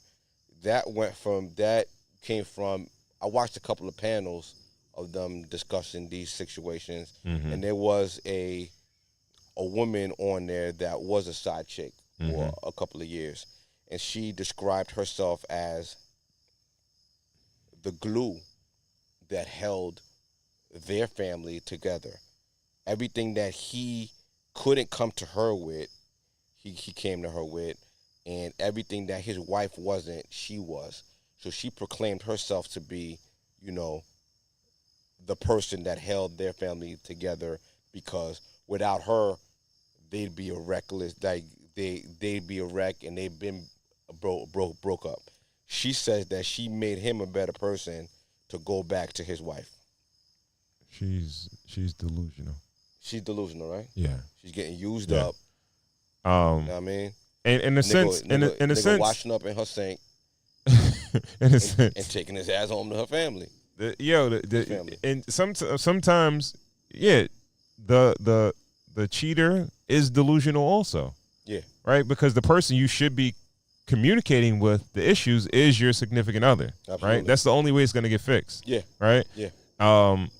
Now, I would believe that a better situation is to have a hard conversation with your significant other about what you feel is not going right in the relationship versus speaking to someone else, cheating with someone else, and then it coming out, and then you communicate it to that person. And when they ask you, why'd you step out or do X, Y, and Z with this other person? All right. So, people, they get caught up in that newness, that lust, that all that other stuff. It clouds the judgment. It clouds the mind. You know what I mean? And people will try to rationalize their faults, but it's simply delusion. I think we know the answer, but who has more to lose in cheating? Like, if they get caught, like who has more, men or women? Like who loses more? I don't think there's a right answer for that.